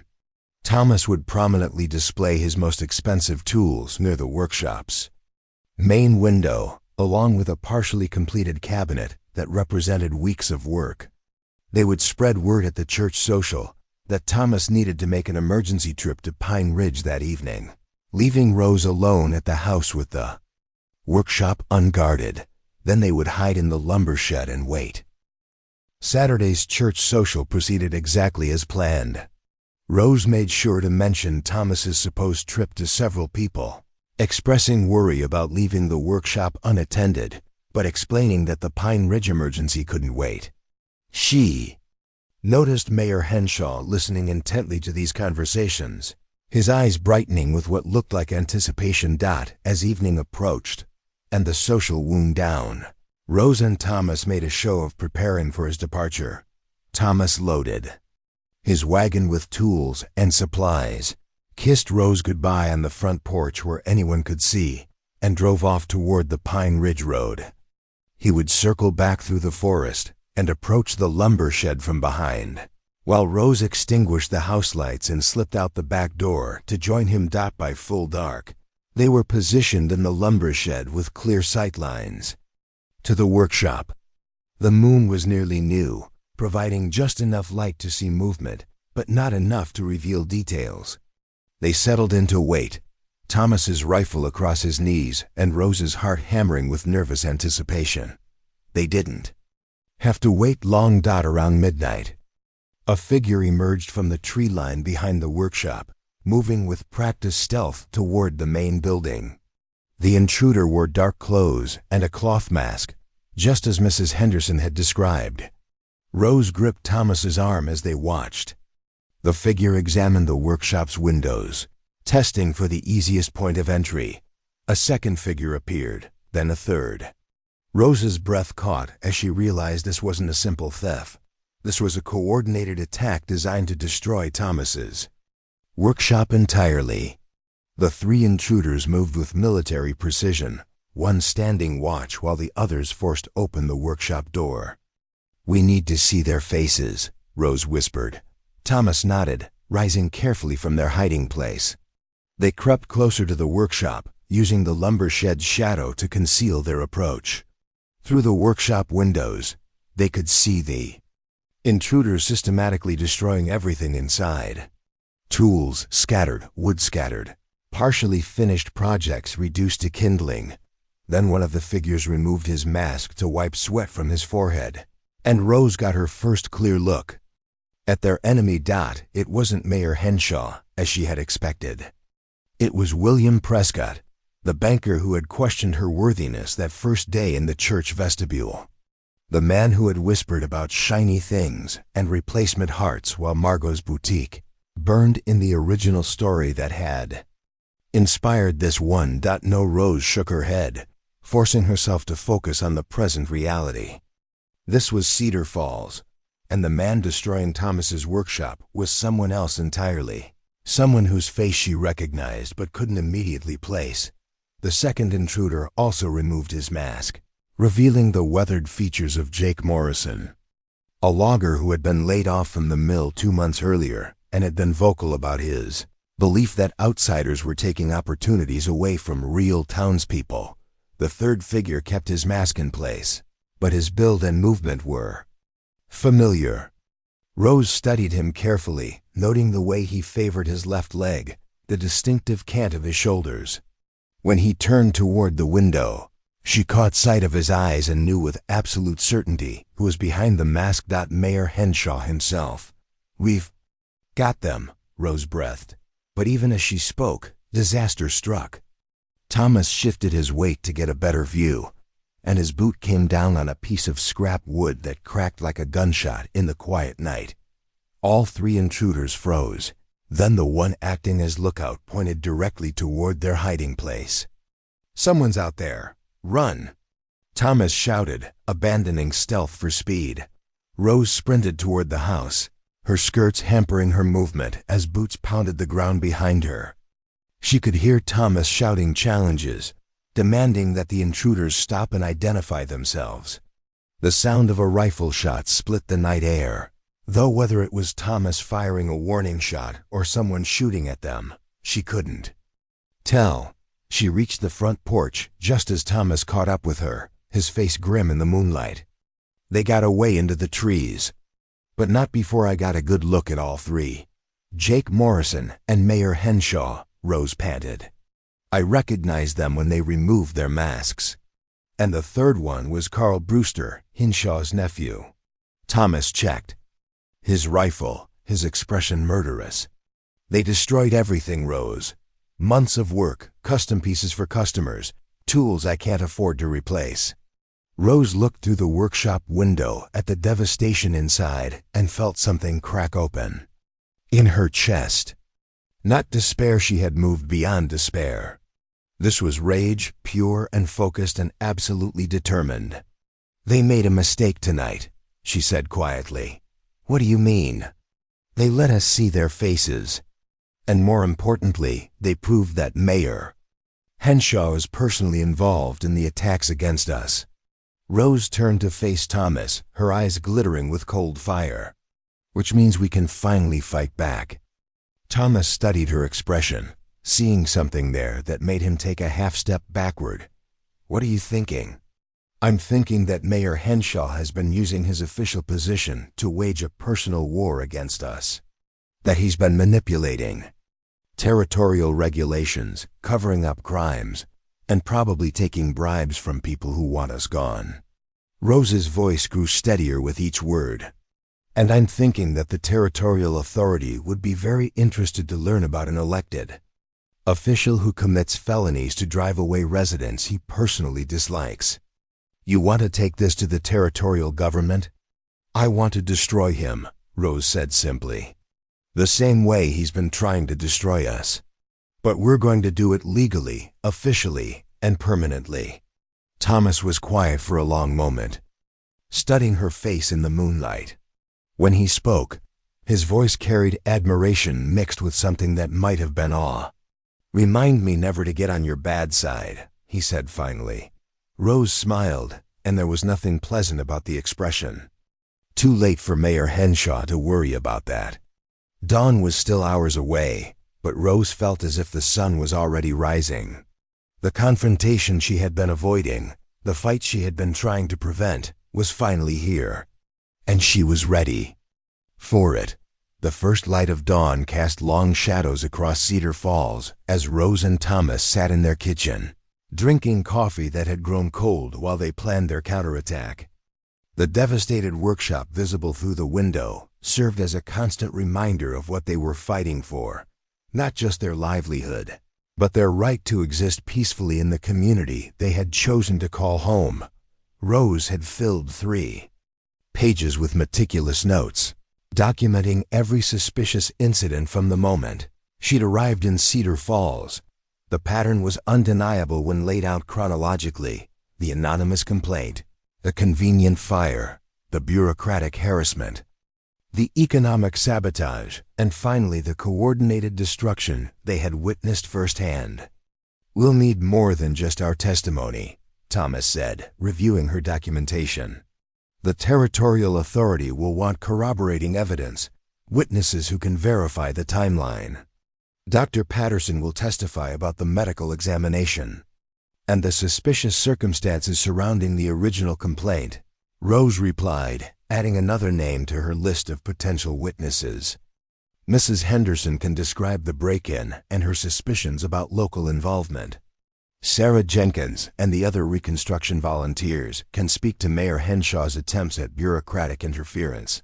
Thomas nodded, then frowned. "But proving Mayor Henshaw was personally involved in last night's attack, that's going to be more difficult. It was dark, we were at a distance, and he wore a mask for most of it." "Leave that to me," Rose said with quiet confidence. "I have an idea about how to force him into revealing himself." Before Thomas could ask what she meant, the sound of approaching horses interrupted their planning. Through the kitchen window, they could see a small cavalry of riders approaching at speed, not the casual pace of neighbors coming to check on friends, but the urgent gallop of people responding to the crisis. Dr. Patterson led the group, his medical bag bouncing against his saddle as he urged his horse forward. Behind him rode Marcus Webb, David and Sarah Jenkins, and half a dozen other townspeople Rose had come to consider allies. Their faces bore expressions of grim determination mixed with barely controlled anger. "Thomas, Rose," Dr. Patterson called as he dismounted. "Thank God you're both safe. We saw the smoke from the workshop and feared the worst." Rose looked toward the workshop and realized that wisps of smoke were indeed rising from the debris. The saboteurs had apparently set small fires before fleeing. though the flames had died out before causing major structural damage. "We're fine," Thomas replied, stepping onto the porch. "But the workshop has been attacked again. This time we saw who did it." The crowd of riders gathered in the yard, their horses snorting and stamping with the nervous energy of animals who had sensed their rider's urgency. Sarah Jenkins dismounted quickly, her face flushed with righteous fury. "Mayor Henshaw came to my house an hour ago," she announced without preamble. "Woke us up claiming there had been reports of gunfire and destruction at your place. Said he was organizing a search party to investigate." Her voice dripped with contempt. He seemed mighty eager to be the first one here to discover whatever had happened. Rose and Thomas exchanged meaningful glances. The mayor was already positioning himself to control the narrative, to present himself as the concerned official responding to tragedy rather than the perpetrator who had caused it. "Where is Henshaw now?" Thomas asked. "Still gathering his official response team," Marcus Webb replied with obvious disgust. "Taking his time about it, making sure he has plenty of witnesses to his shock discovery of the damage." Dr. Patterson stepped forward, his weathered face grave with purpose. "Before he arrives, you need to tell us exactly what happened here. Everything you saw, everyone you can identify. The territorial authority needs to hear this from multiple witnesses." Rose quickly recounted the night's events, describing the trap they had set, the coordinated attack they had witnessed, and the clear identification of Mayor Henshaw as one of the masked intruders. The assembled townspeople listened with growing outrage, several of them muttering curses under their breath. "That settles it," David Jenkins declared. "Henshaw's gone too far this time. Elected official or not, he can't be allowed to continue terrorizing honest citizens. The question is how to prove it," Dr. Patterson said thoughtfully. "Eyewitness testimony is valuable, but Henshaw will claim you were mistaken in the darkness, that your emotions colored your perception. We need evidence that can't be disputed." Rose smiled, and there was something predatory in the expression. "Then let's give him a chance to provide that evidence himself." She outlined her plan quickly, her voice growing more confident with each detail.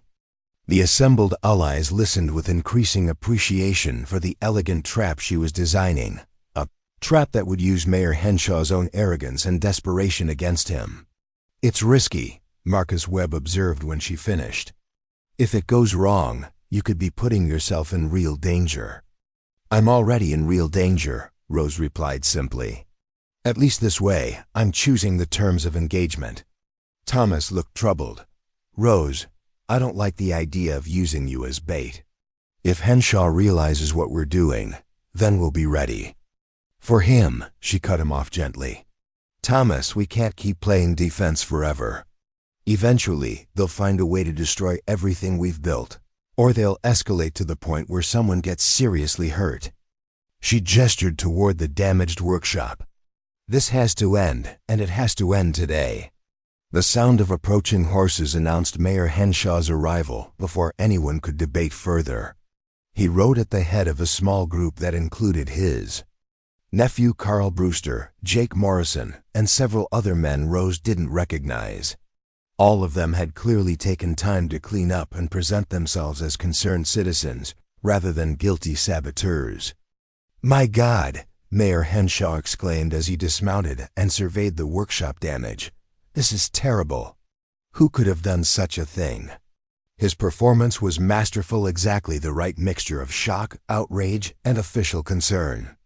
If Rose hadn't seen him personally participating in the destruction just hours earlier, she might have believed his innocence herself. "We're still trying to determine that," Dr. Patterson replied carefully.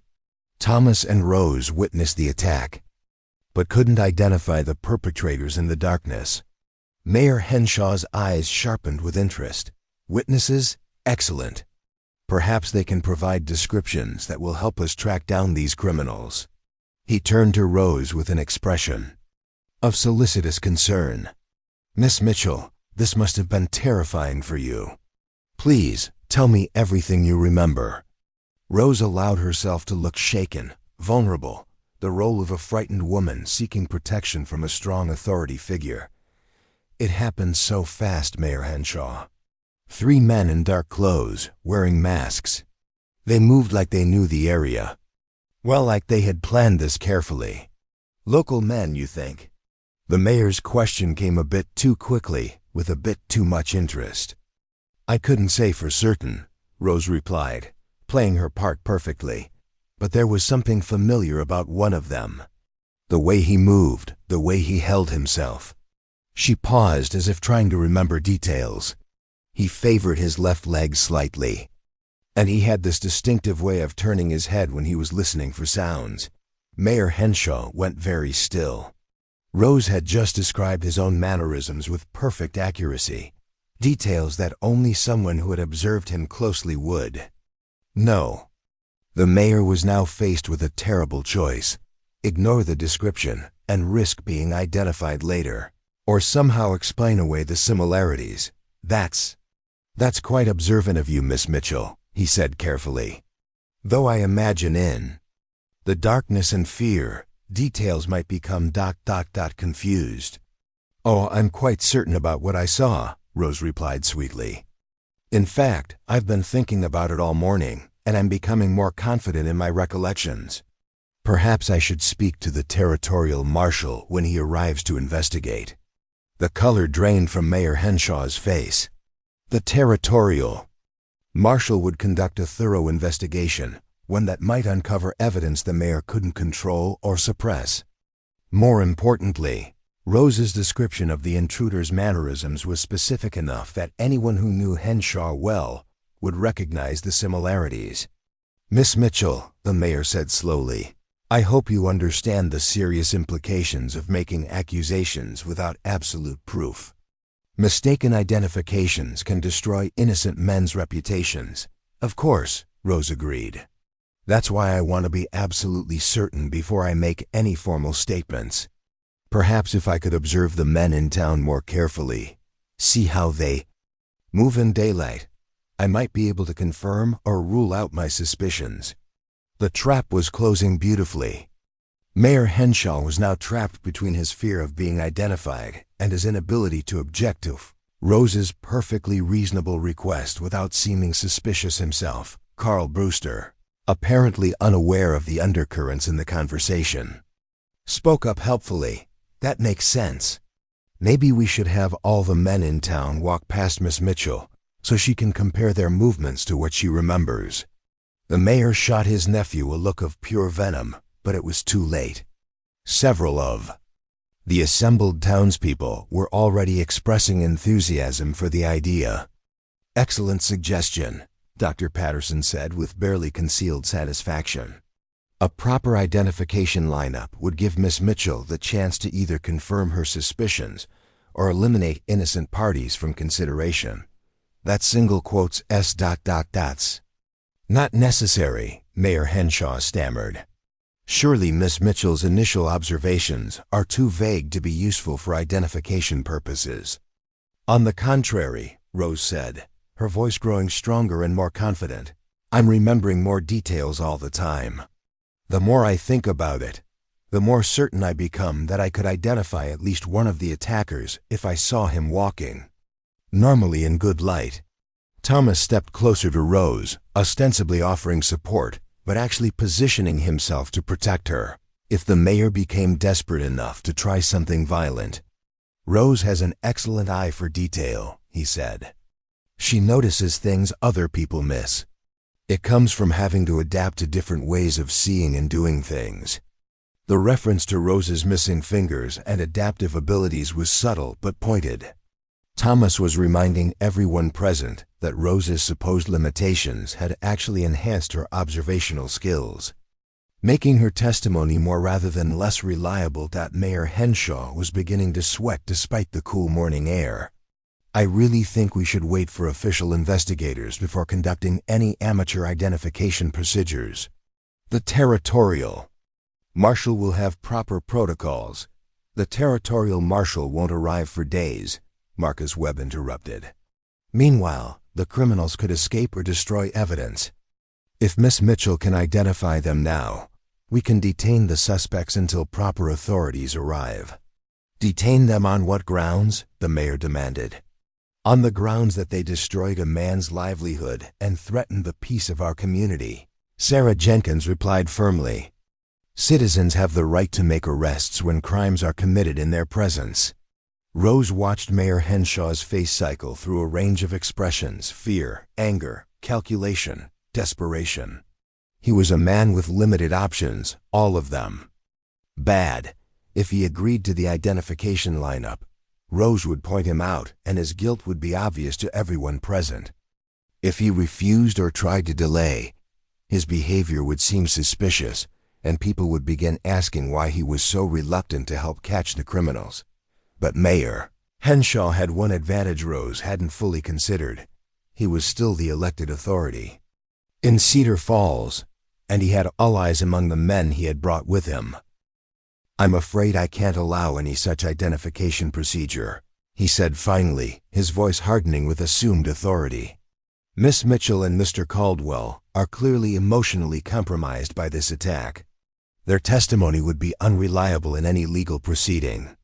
Furthermore, conducting amateur investigations could compromise any future official inquiry. Dr. Patterson stepped forward, his medical authority lending weight to his words. Mayor Henshaw, with all due respect, Miss Mitchell's mental faculties are excellent, and her observational skills have been proven repeatedly. I see no medical reason to question her testimony. Nevertheless, the mayor replied firmly, I'm exercising my authority as the elected representative of territorial law.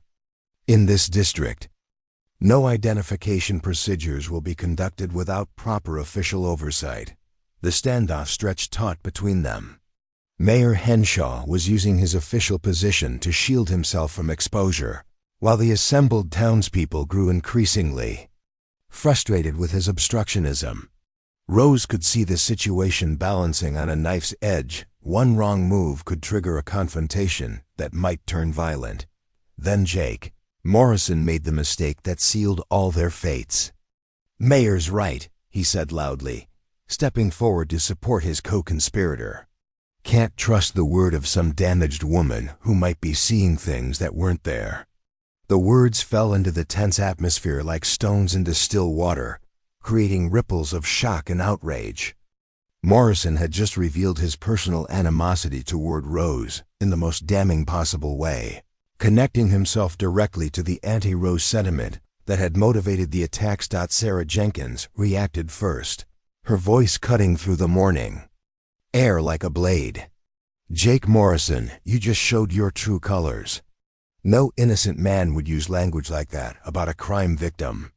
Morrison realized his mistake immediately, his face flushing red as he tried to backtrack.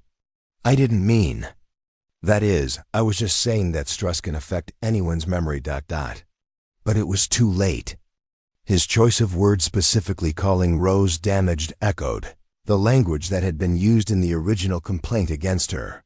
It was language that revealed intimate knowledge of the campaign against her, language that no innocent bystander would use. Marcus Webb was the first to make the connection explicit. That's interesting phrasing. Jake sounds remarkably similar to the complaints that were filed about Miss Mitchell when she first arrived. Almost like you've been thinking about her supposed limitations for quite some time. Morrison looked around desperately for support, but even his allies were backing away from him. Carl Brewster, in particular, was staring at his friend with growing horror as he realized how Morrison's words had implicated all of them.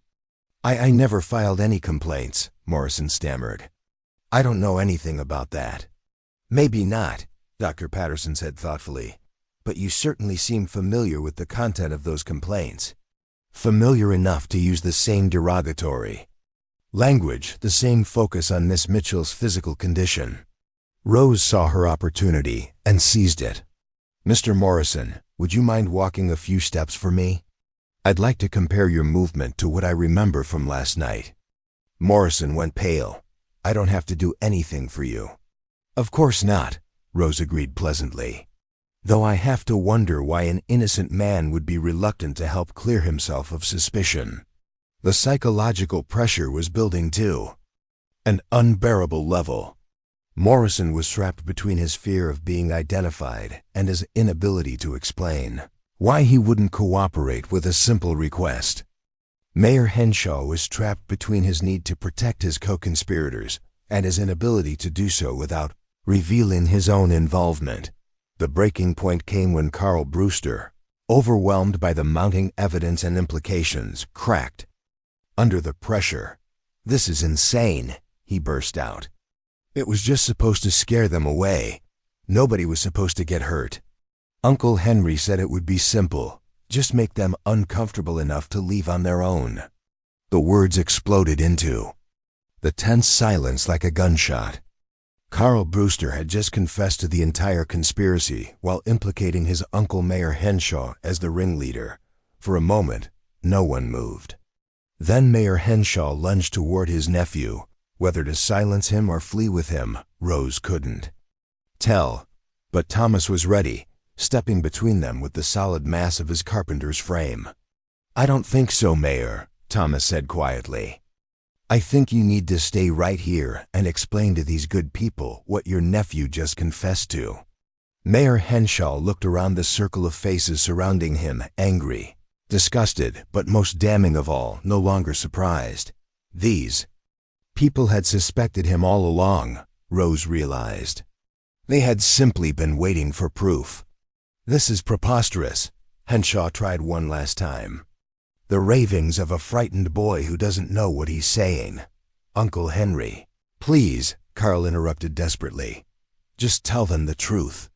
Tell them about the letters from back east, about the people who paid you to get rid of her. Tell them about—" "Shut up!" Henshaw roared, abandoning all pretense of official dignity. "You stupid boy, shut your mouth." But it was far too late for silence.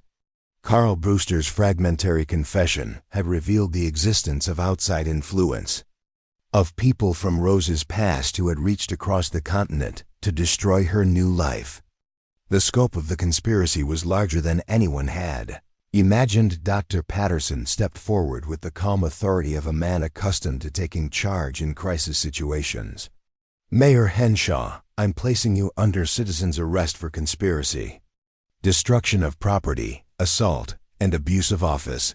Mr. Morrison, Mr. Brewster, you're both also under arrest as accomplices. You can't do that." Henshaw protested. "I'm the legally appointed authority here." "An authority who has just been exposed as a criminal," Marcus Webb replied firmly.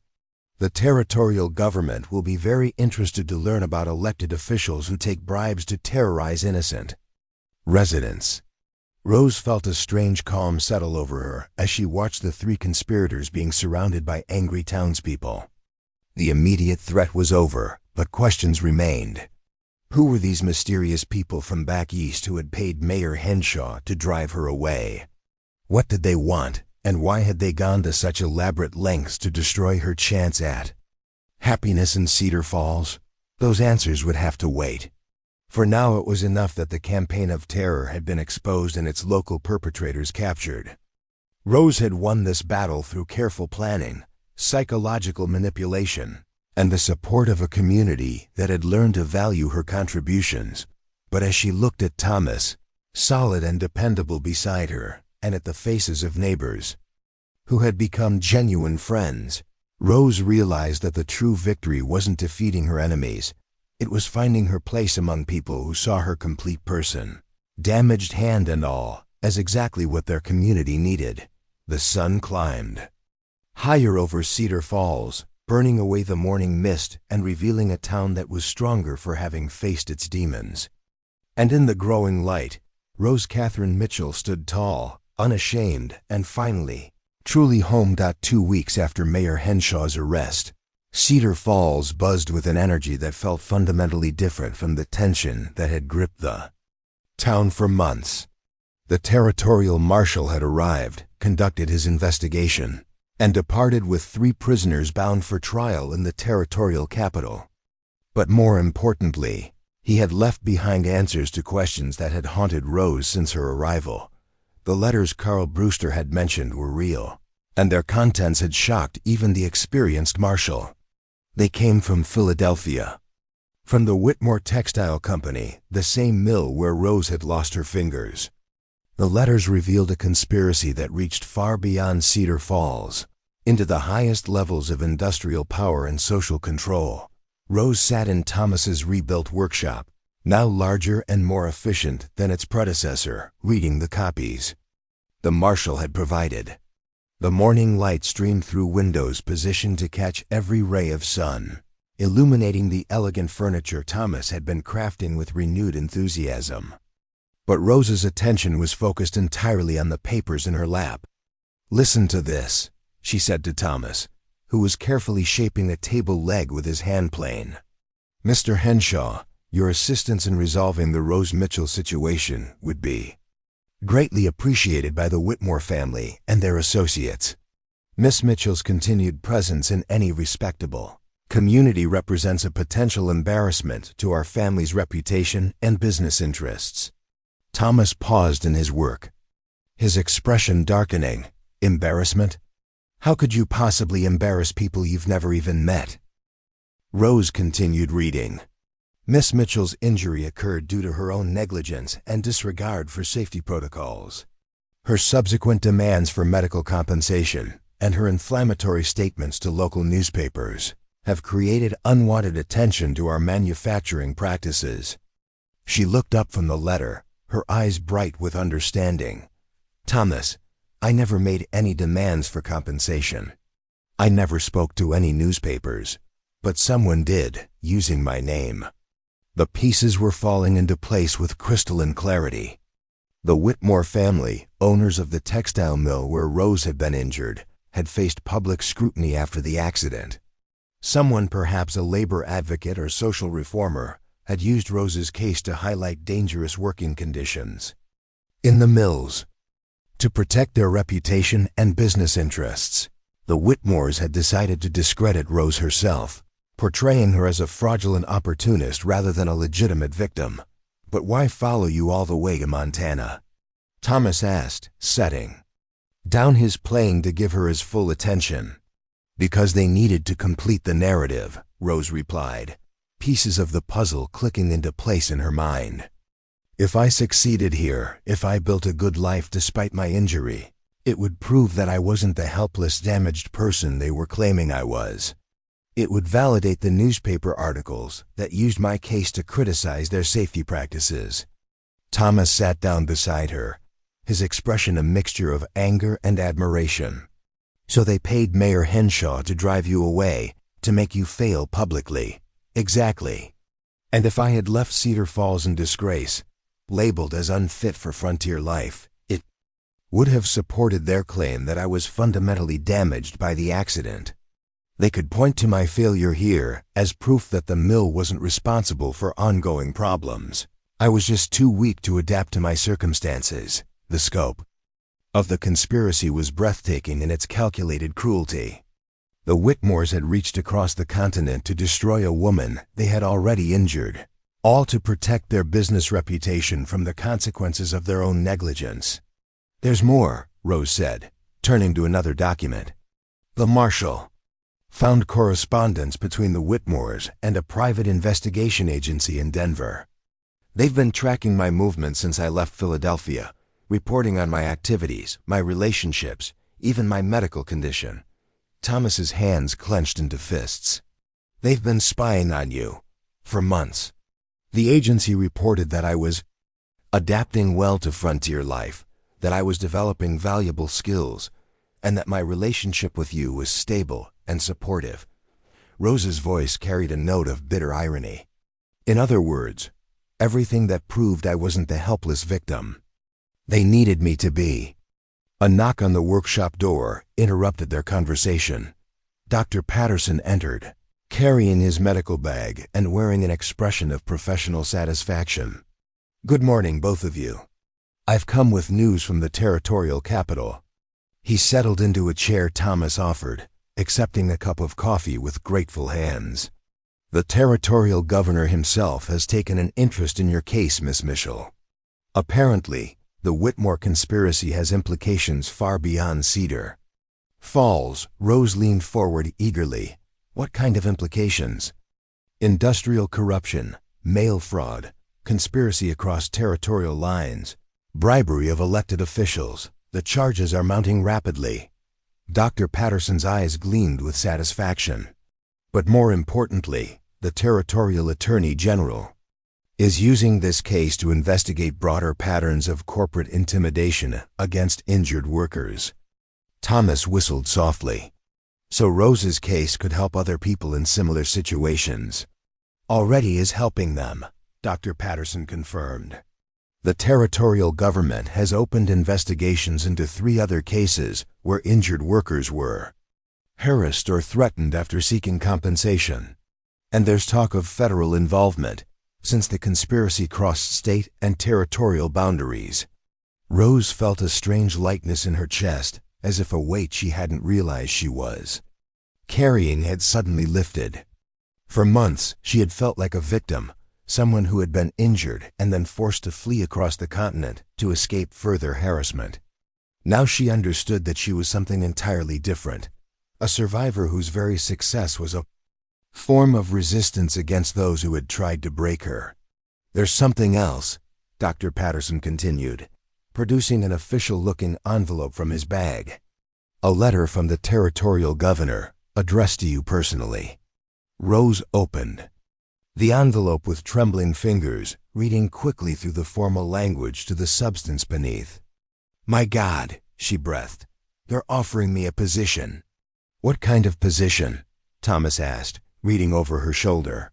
Territorial Advocate for Industrial Safety, Rose read aloud. Working with the Attorney General's office to investigate workplace injuries and corporate intimidation. They want me to help other injured workers navigate the legal system and document patterns of corporate retaliation. The offer was extraordinary, a chance to turn her personal ordeal into a weapon for justice, to use her experience to protect others who might face similar harassment. It was vindication of the highest order, official recognition that her survival and success were not personal achievements, but contributions to a larger struggle for worker rights and corporate accountability. Would you have to travel? Thomas asked quietly. Rose heard the underlying question in his voice. Would this opportunity require her to leave Cedar Falls?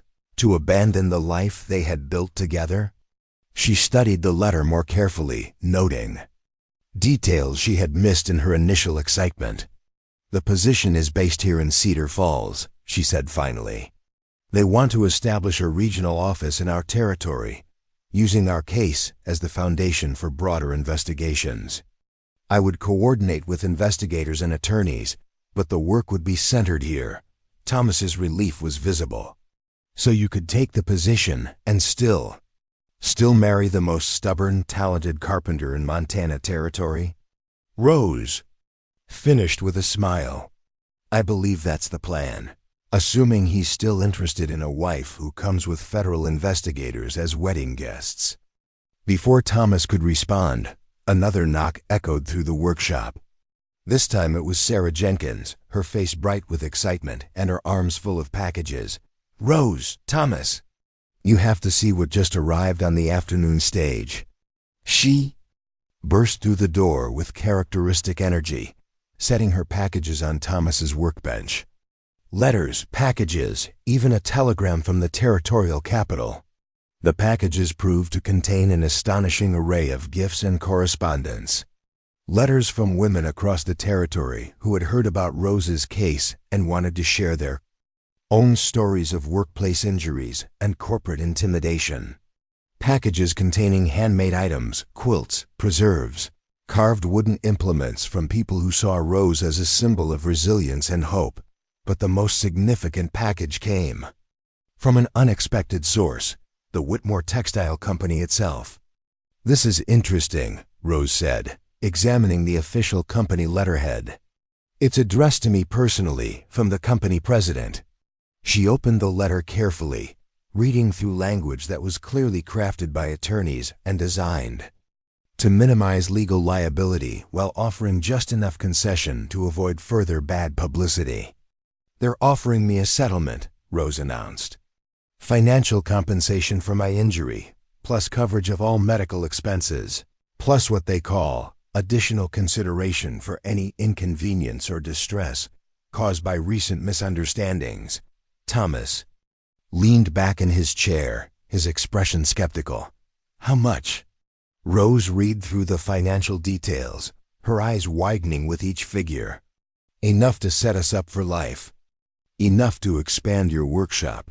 Buy the best tools available. Establish the kind of business that could serve the entire territory. She paused, considering the implications. They're trying to buy my silence.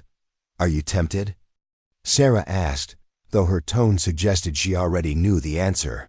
Rose folded the letter carefully, her decision already made. They injured me, then tried to destroy my life to protect their reputation.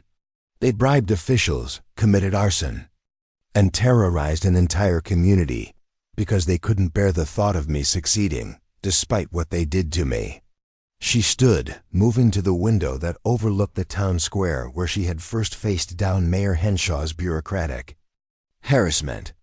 No amount of money is worth letting them believe they can buy their way out of accountability.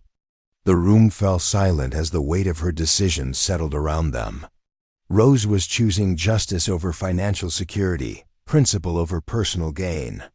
It was a choice that would define not just her future, but the futures of other injured workers who might face similar corporate retaliation. Besides, Rose continued with a slight smile, I have a job offer that's far more valuable than their money. A chance to make sure no one else has to face what I faced alone. Thomas stood and moved to join her at the window, his hand finding hers, the damaged one, and intertwining their fingers. Then we'd better start planning our wedding. I have a feeling you're going to be too busy saving the territory to plan. It's yourself. Rose laughed, the sound bright and free in the morning air. Are you sure you want to marry a woman who comes with federal investigations and corporate enemies? I'm sure I want to marry a woman who turns obstacles into opportunities, who builds strength from setbacks, and who refuses to let anyone tell her she's not enough. Thomas's voice carried absolute conviction. Everything else is just details. 6 weeks later, Cedar Falls hosted the largest wedding in its history. The territorial governor attended, along with federal investigators, attorneys from 3 territories, and nearly every resident of the surrounding area.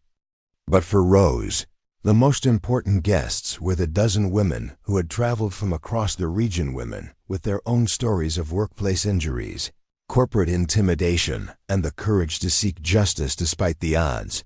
Rose stood on the church steps in a wedding dress she had sewn herself, its elegant lines accommodating both her missing fingers and her growing confidence. The dress was a masterpiece of adaptive design, beautiful and functional, proving once again that different didn't mean less than. Thomas waited at the altar in his finest suit, his scarred hands steady as he reached for her damaged ones. Pastor Morrison asked if they would love and honor each other through all circumstances. Their yes carried the weight of battles fought together and victories earned through mutual support. But the most significant moment came during the reception, when Rose stood before the assembled crowd to make an announcement that would echo far beyond Cedar Falls. 3 months ago, I arrived in this town as a woman hiding her limitations, afraid that my injury made me unworthy of acceptance or love. She began, her voice carrying clearly across the celebration. Today, I stand before you as someone who has learned that our scars don't define our worth, our choices do. She gestured toward the women who had traveled to attend her wedding. These ladies have shared their stories with me, stories of workplace injuries, corporate retaliation, and the courage to demand justice despite intimidation. Together, we're going to change how injured workers are treated across the territory. The crowd erupted in applause, but Rose wasn't finished. The Territorial Office of Industrial Advocacy officially opens next month. Right here in Cedar Falls, we'll investigate workplace safety violations, support injured workers in seeking compensation, and prosecute any corporation or individual who attempts to intimidate people seeking justice. She paused, looking out at faces that had become family over the months of struggle and triumph. But our real work isn't just about changing laws or winning cases. It's about changing the story we tell ourselves about what makes a person valuable. It's about building communities where everyone's contributions matter, where differences are seen as strengths, and where no one has to hide who they are to be accepted. Thomas joined her on the makeshift stage, his arm around her waist providing the steady support that had carried them through every challenge. "Cedar Falls has taught us that home isn't a place you find," he said. "It's a place you build, one choice at a time, one relationship at a time, one act of courage at a time." As the sun set over the Montana mountains, casting golden light across the celebration, Rose Catherine Mitchell Caldwell looked out at the community that had become her fortress and her launching pad. She had arrived in Cedar Falls as a damaged woman seeking to hide her limitations. She was leaving the reception as a federal advocate, a wife, and a symbol of what was possible when communities chose to see strength where others saw weakness. The workshop that had been destroyed by her enemies now hummed with activity, producing both Thomas's beautiful furniture and the administrative infrastructure for Rose's advocacy work. The lumber shed that had been rebuilt by community effort now stored not just wood but also files, documenting corporate safety violations across 3 territories. But the most important transformation was invisible, written in the changed perspectives of people who had learned to see past surface differences to recognize the deeper strengths that truly mattered. Rose's missing fingers had become a symbol not of damage but of resilience, not of limitation but of innovation, not of shame but of pride. Late that night, as the last wedding guests departed and the lanterns were extinguished across Cedar Falls, Rose and Thomas sat on their front porch, watching stars emerge in the vast Montana sky. Her head rested against his shoulder, her damaged hand entwined with his scarred one. 2 people who had learned that perfection was far less valuable than authenticity. "Any regrets?" Thomas asked quietly. Rose considered the question seriously, thinking about the road that had brought her to this moment, the mill accident that had taken her fingers, the harassment that had driven her from Philadelphia, the long journey west carrying secrets and fears, the battle she had fought to earn acceptance in Cedar Falls, the conspiracy that had tried to destroy her new life, the choices that had led her from victim to advocate. "None," she said finally. "Every difficult step led me here, to this place, to this work, to you. I wouldn't change any of it." Thomas squeezed her hand gently. "Even the parts that hurt?" "Especially the parts that hurt," Rose replied with quiet conviction. "Pain teaches us things that comfort never can. It shows us what we're really made of, what we truly value, what we're willing to fight for." She lifted her damaged hand, studying the scars that had once filled her with shame and now served as reminders of her strength. "These fingers I lost? They were the price of learning who I really am. And that knowledge has been worth everything." In the distance, a train whistle echoed across the valley, not the lonely sound of departure, but the welcome call of arrivals yet to come. Tomorrow would bring new cases, new injured workers seeking justice, new battles against corporate intimidation. But tonight, Rose Catherine Mitchell Caldwell was simply a woman who had found her place in the world, not despite her differences but because of them. 3 months later, Rose's advocacy office had processed 47 cases of workplace injury and corporate retaliation. Workers from as far as Colorado and Wyoming traveled to Cedar Falls seeking her help, drawn by stories of a woman who had transformed personal trauma into professional purpose.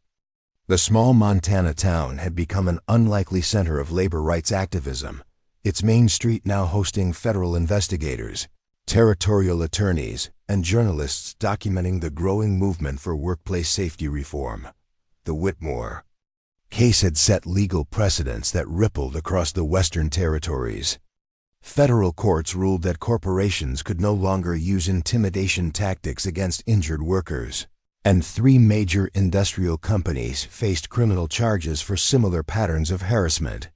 The Denver investigation agency that had spied on Rose was forced to shut down after revelations of illegal surveillance practices, but perhaps the most significant change was harder to measure in legal documents or newspaper headlines. Rose had become a symbol of something larger than individual success, proof that society's definition of wholeness needed fundamental revision. When young women with disabilities wrote to her seeking advice, when families of injured workers found hope in her story, when communities across the territory began questioning their own assumptions about capability and worth, Rose understood that her true legacy was not in the cases she won, but in the minds she changed. Thomas's workshop had evolved alongside Rose's advocacy work, becoming a training center for adaptive woodworking techniques. Men who had lost fingers to sawmill accidents, women whose rheumatism made traditional tools difficult to handle, veterans whose war injuries had ended their previous careers, all found their way to Cedar Falls to learn that skill and creativity could overcome almost any physical limitation. The partnership between Rose's advocacy and Thomas's adaptive training had created something unprecedented, a model for community-based rehabilitation that addressed not just individual needs, societal attitudes. Visitors came from eastern cities and foreign countries to study what had become known as the Cedar Falls approach, treating difference as innovation rather than deficit. On the first anniversary of her arrival in Cedar Falls, Rose stood once again on the train platform, but this time she was welcoming rather than arriving. A young woman stepped down from the passenger car, her left arm missing below the elbow, her face carrying the same mixture of hope and fear that Rose remembered from her own journey west. "Miss Catherine?" the young woman asked hesitantly. "I'm Emma Torres. I wrote to you about the factory accident in Denver." Rose stepped forward, extending her right hand while keeping her left clearly visible, a gesture that had become her signature, an immediate signal that here was someone who understood. "Welcome to Cedar Falls, Emma. You're going to do just fine here." As they walked toward the advocacy office, Rose found herself reflecting on the strange mathematics of transformation. She had lost 2 fingers, but gained a purpose. She had fled persecution, but discovered her calling. She had sought to hide her differences, but learned to celebrate them as strengths. The hands that some had called damaged had built a life that mattered, a love that endured, and a legacy that would protect others long after her own battles were won. They had written legislation, crafted furniture, held tools in ways their makers never intended, and demonstrated daily that adaptation was not surrender but victory. In the end, Rose Catherine Mitchell Caldwell had learned the most important truth of all. We are not defined by what we lose, but by what we choose to build with what remains. And what she had built with 3 fingers and a determined heart was more than enough. It was everything. Up next, you've got 2 more standout stories right on your screen. If this one hits the mark, you won't want to pass these up. Just click and check them out.